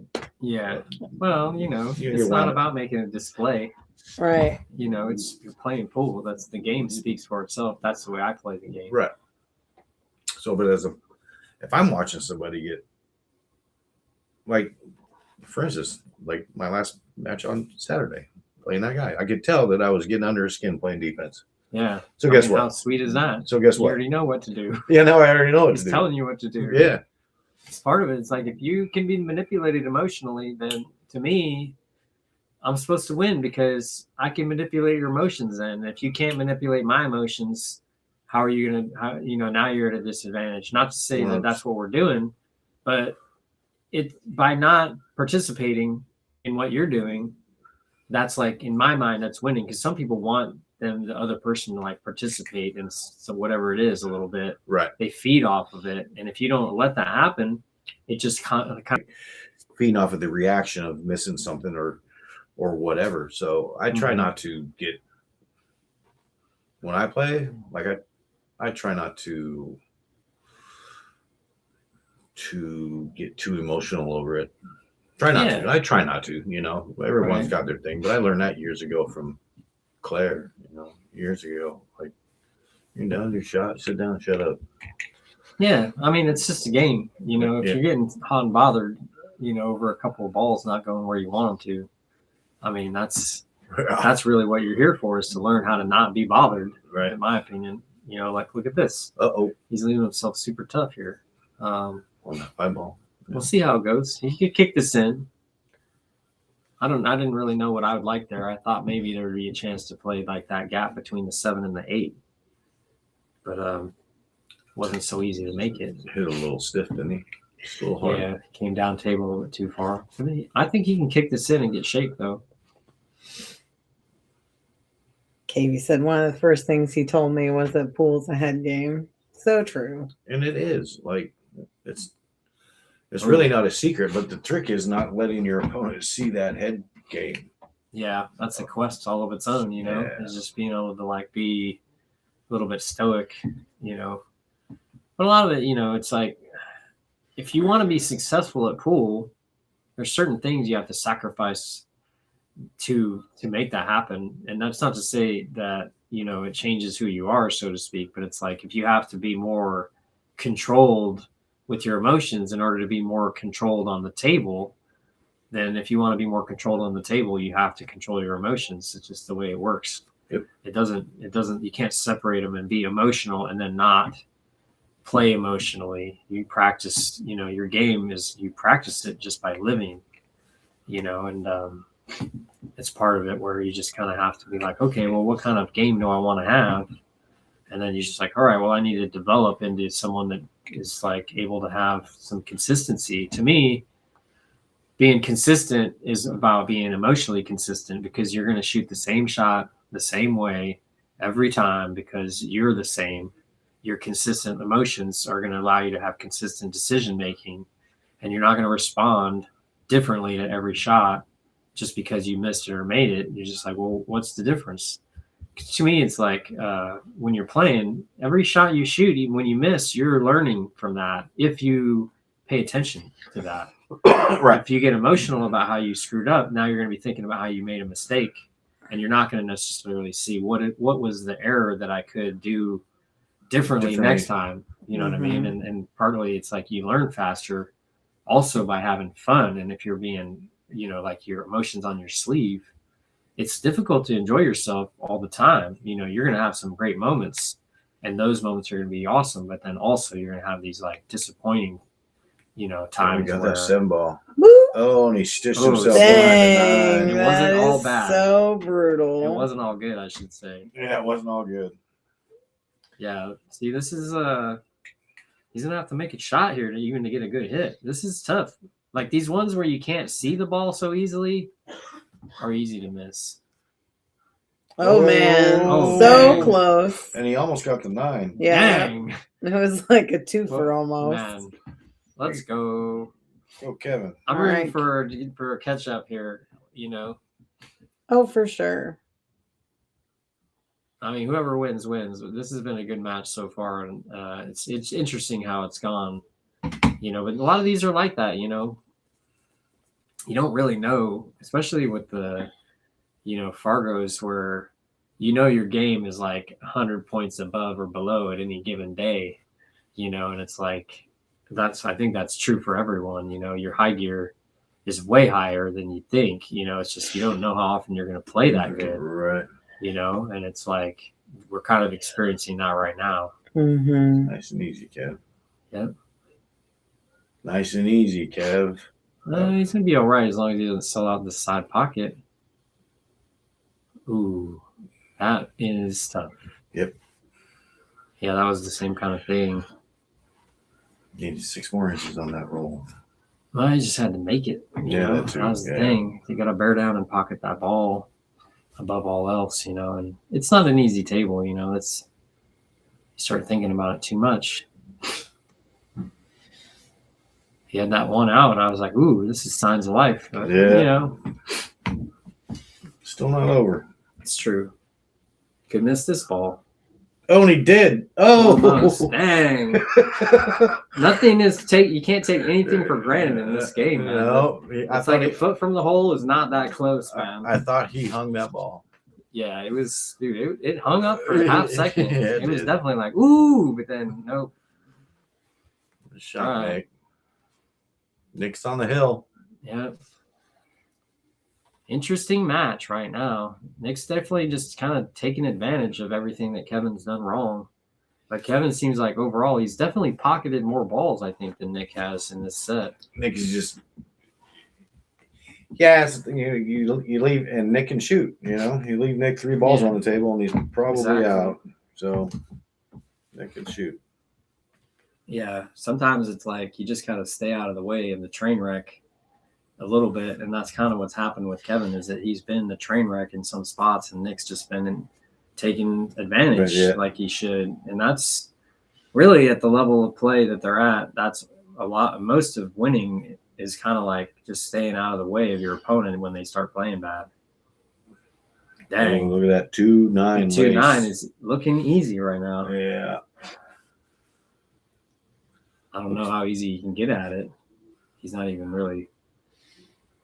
He's going to look at the see it. I think he's going to look at it. Yeah, if he can draw back between the 7 and the 4 just to see it. Just to see it. He might be able to just fire it in, and that could be all she wrote. And that would be a typical 9 ball, wouldn't it? Yeah. It's like we didn't even so much of the time the last game is just like boom, over. It's not laced, but it looks like it has a little gap in there as well. Yeah, So- I think he's going to shoot at it because why not? Yep. Oh, he missed. Now what? Dang. Might have left it. He can run it up to the corner pocket. Man, this is really interesting to watch. I'm not sure what Kevin is supposed to do here. I think you just got to try to make it, but I almost would think about playing safe. Just think of it if, like what you were talking about earlier, where you were down in the match against a dude and then you started playing defensively and then you ground it back up. If Kevin was to try a strategy like that right now, They just try to grind it back. you know, because it's like he's losing with offense. You know what I mean? And Well, he just made that ugly. But he is, yeah. You're exactly right. He's losing with offense. So why not? Yeah, get some ball in hands. yeah, Like- just slow the other guy down a little bit and help yourself get a little bit more like feeling of control, Yeah. right? Like partly I think Kevin feels like it's spiraling out of his control a little bit, and that's it's not a good mindset to be in to win one of these things. No. And I've felt that before, you know, Oh, yeah. spiraling out of control. Like, what? I can't do anything Oh right. yeah, for sure. I feel like almost everybody deals with all the same kinds of things, and it's a question of like, okay, what's my real kryptonite, and how can I flip the script on that and see it before it really gets to where it's too far out of control, Right. and like kind of like pull myself back in. Nice shot. Pretty good, yeah. It's good control there. I think he's going to just play like a little bit of draw. Yeah. I don't think he's going to play for the 4-9 here. Yeah, I'm gonna get it back a little bit and just try to run them. Yeah. Mm-hmm. Yeah, this would be a good out if he gets out from here. Oh, he snuck a little too far. Ooh. Interesting. Yeah, he kind of just let it roll off. That's like you got to use a little bit more of an accelerating stroke to get that draw to hold. Mm-hmm. Yeah, I was talking to Nick earlier because his cue is, I think he's playing with like a 17-ounce cue. And I play with like a 21-ounce cue. And he's like, oh, that's really heavy. I was like, yeah, it has a lot to do with like the way you deliver power. And I use more of like a not an accelerating stroke. I like to use more like a swooping stroke, if that makes sense. Okay. Just to be like, I let the cue do the work. And with a lighter cue, you kind of have to create more acceleration on your own. And that's not really my style. So you're more of you don't have to, like, it's more of the stroke. It's more of Yeah, I let the cue and gravity do more of the work, and the weight of the cue lends power, if that makes sense, where I don't have to accelerate it as much because it's heavier. It goes through the ball without having to hit it hard. Quit hitting that ball so hard, yeah. Yeah. Yeah, mine's It's kind of a different I shoot with the 17, philosophy. but I like the 17. Like, I don't like. Yeah, I'm not. It's just a different style. I like a lighter cue myself. Yeah. You So know? it's preference, right? I used to break with a Style. heavier cue though, like the Mhm. 20. Yeah, exactly. Same thing. I can hit the ball as hard as anybody because my cue's heavy. That's part of it. Like it just takes a little bit of getting used to. Ooh. Dang, that worked out for him. And Looks I got like ugly. Kevin has nothing. Yeah. Maybe he'll bust out this jump cue. You think you can see it? I don't think so. He might be able to do like a masse. I'll swerve around that a little bit. I like the masse though because that if he does, give this a swerve, then it gives you a good chance to make it. Looks like you can see it Oh yeah, maybe. like without Matt saying. Whew. Not really. Oh. Just He played missed rail the... first there. He did. He had way too much rail first. Yeah, I mean, I think he was hoping it would swerve more. Maybe he just overhit it and didn't let the swerve come. KB's chiming in. He said a heavier cue for him as well. Slow, smooth stroke. I like. Oh, he missed that ball. Dang. Did he scratch? Well, no, he missed the floor. No, but he scratched just now. Also, he missed and He scratched. missed and scratched. See, like this isn't an indication that you have a chance, Kevin. Right. Then I mean, I don't know what you're looking for. He just took a deep breath. Yeah, That's Should've been what you doing gotta that the whole do. time. I know, right? We gotta get Kevin working on this chair game. Yeah. His what? His chair game. What is that? When Like not your playing, mental game when you're waiting, in the chair. You're sitting in just- the chair. There's a whole nother game you got to play there to stay alive. You Yeah. can burn yourself out in the chair. You know that. Start thinking about the wrong things. Thinking about Oh, sure. thinking about what you did. Oh, wrong instead of nice what you're about shot, to do when Kevin. it's That your was turn. great. Yeah.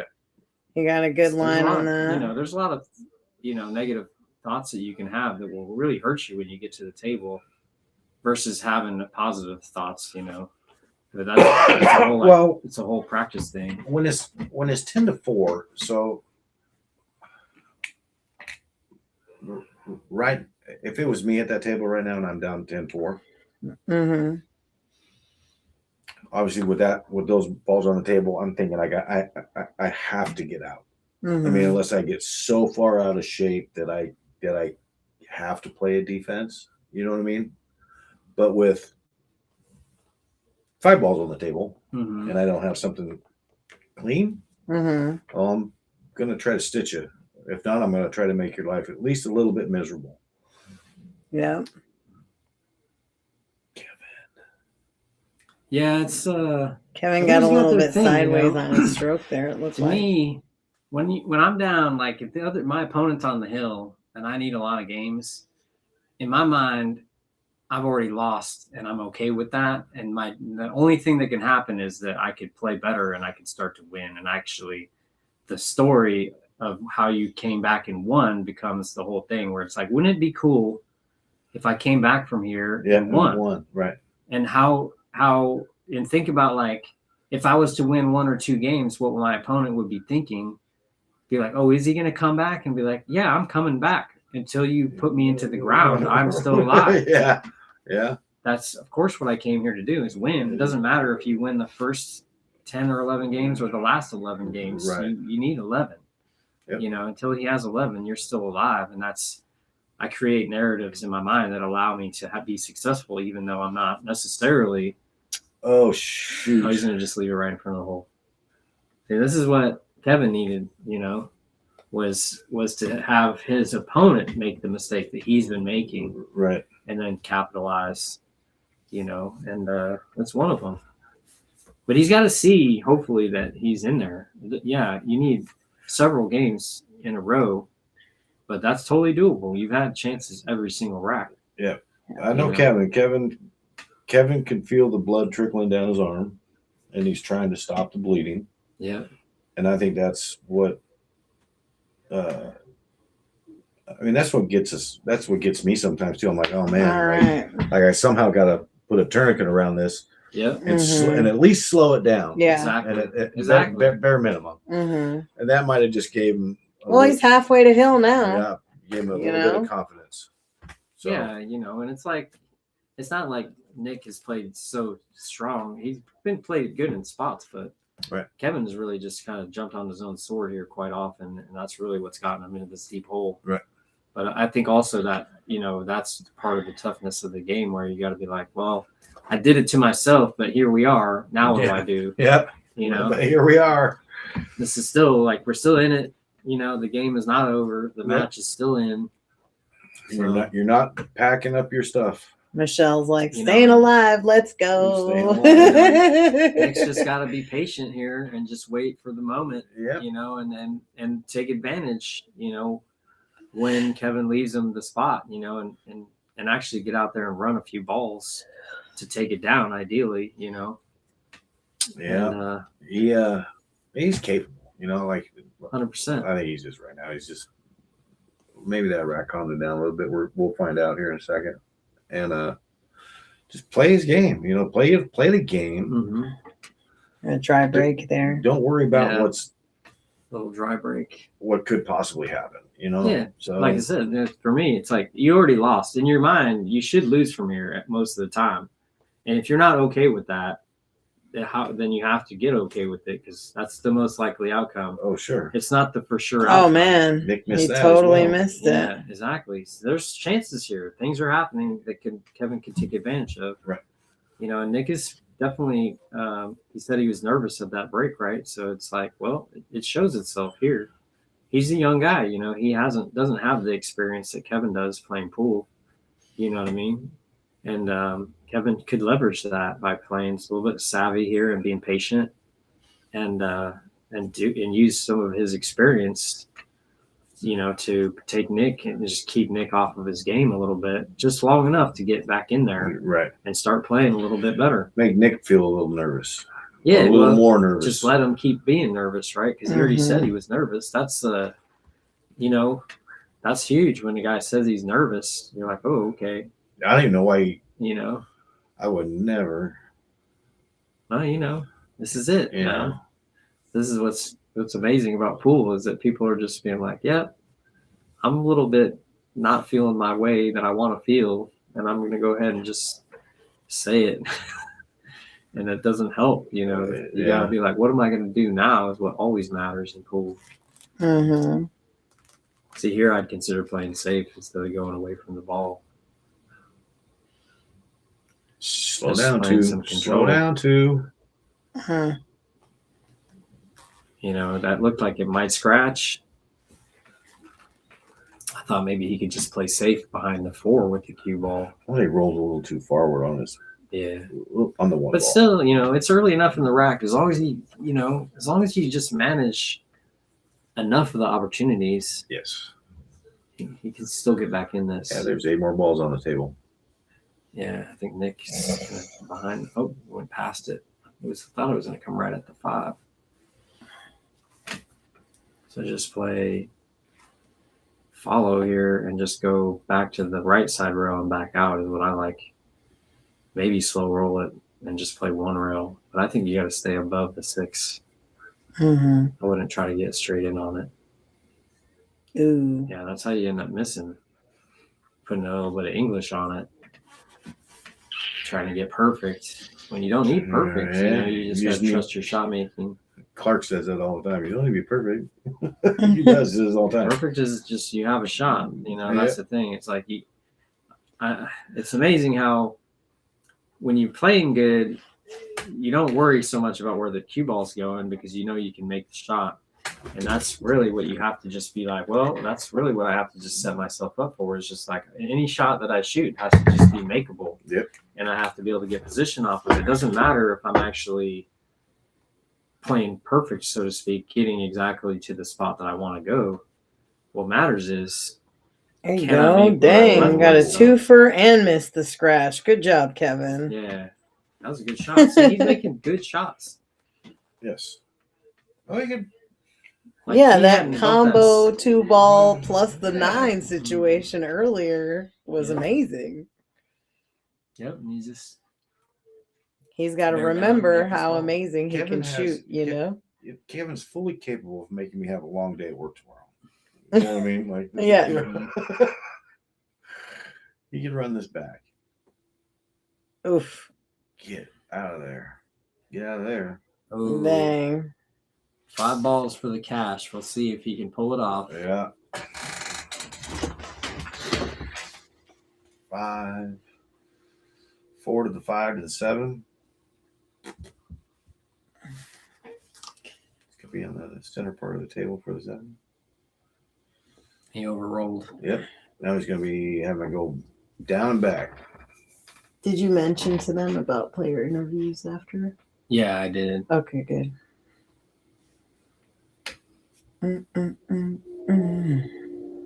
Ooh, is he gonna be hooked completely? Yeah. That Looks is the like- 8-ball, correct?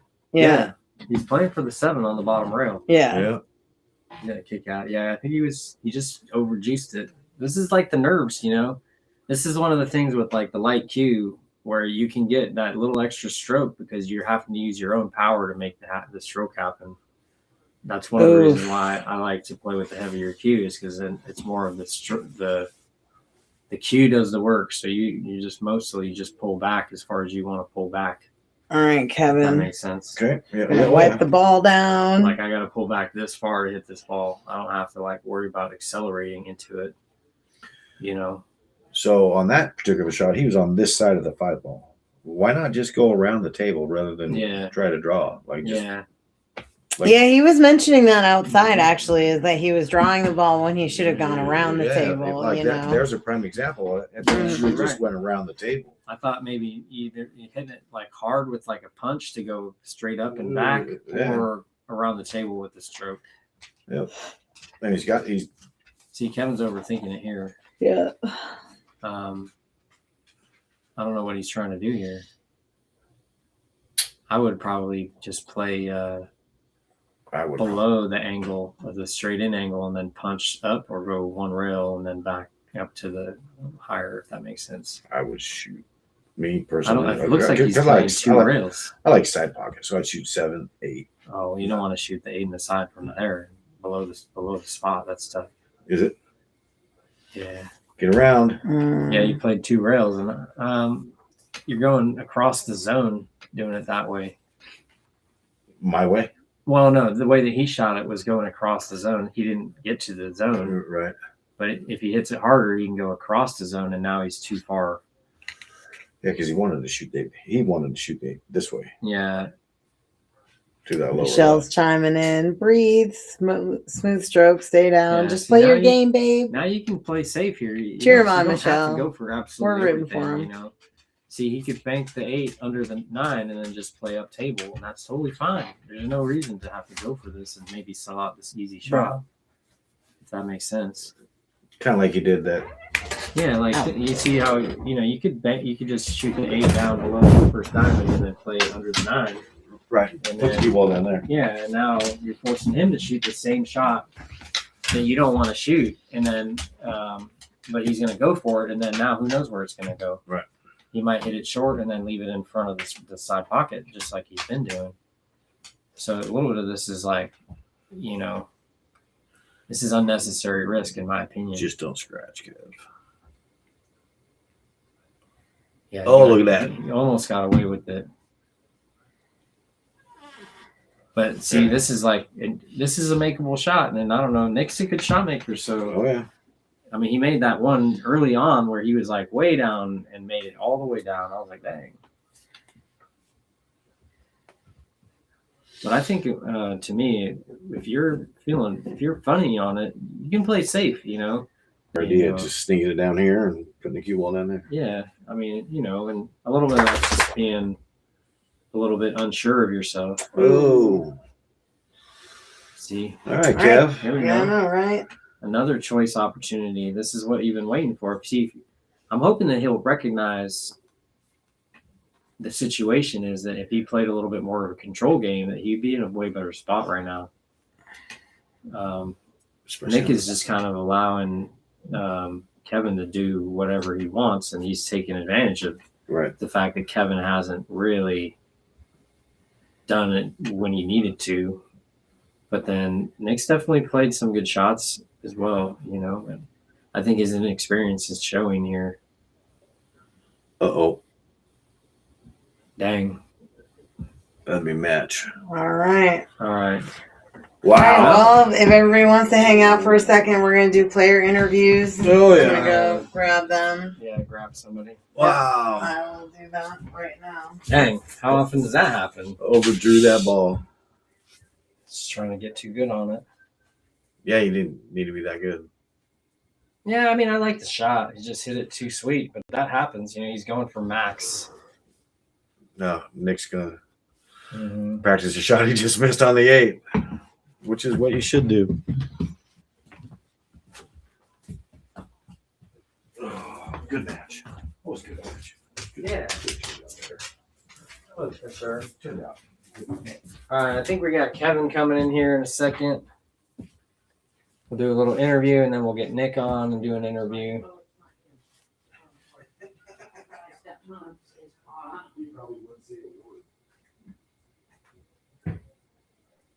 No, that was all me.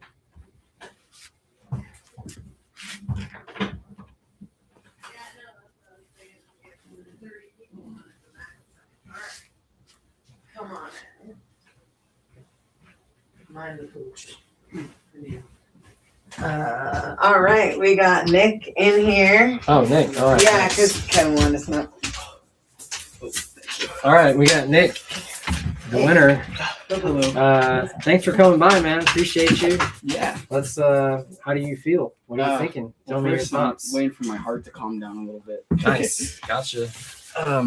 I think at first I was going into it a little bit overconfident, not knowing the table, how it plays, and I think towards the middle of the match I started to calm myself down a little bit.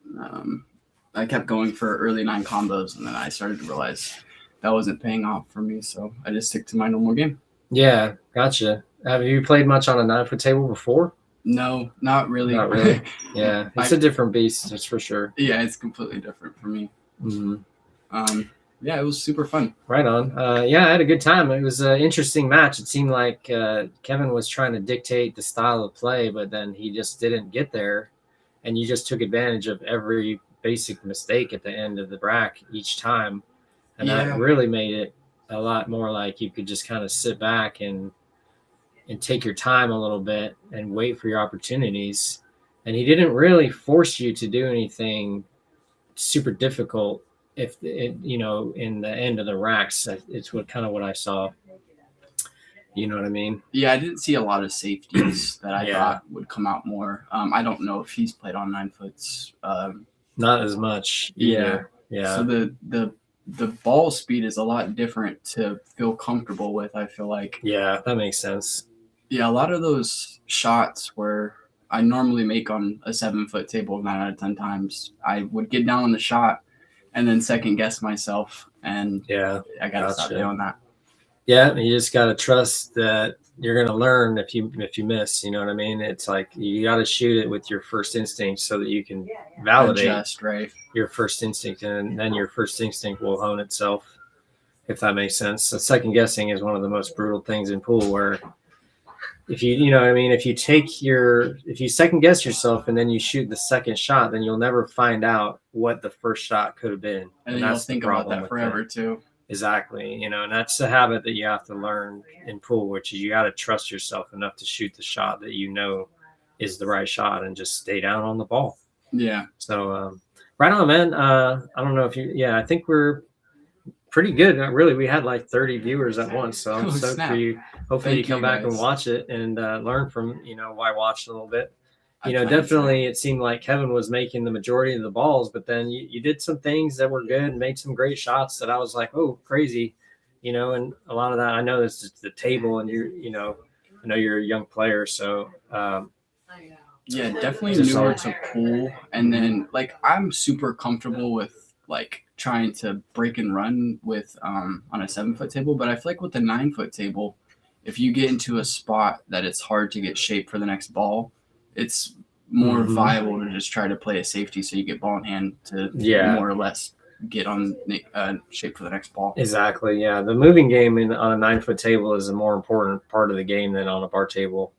And that's one of the things that just takes experience to really know all that stuff. And I know that you'll be around, so we'll work on that. I'm glad you came by, man. I appreciate you for having me, Shawn. Yeah, we'll do it again sometime. Yeah. We'll set you up with another match someday. Cool. Yes, well, sir. Let's get Kevin in here. All right. And then y'all can go home. Thanks for watching, you guys. Yeah.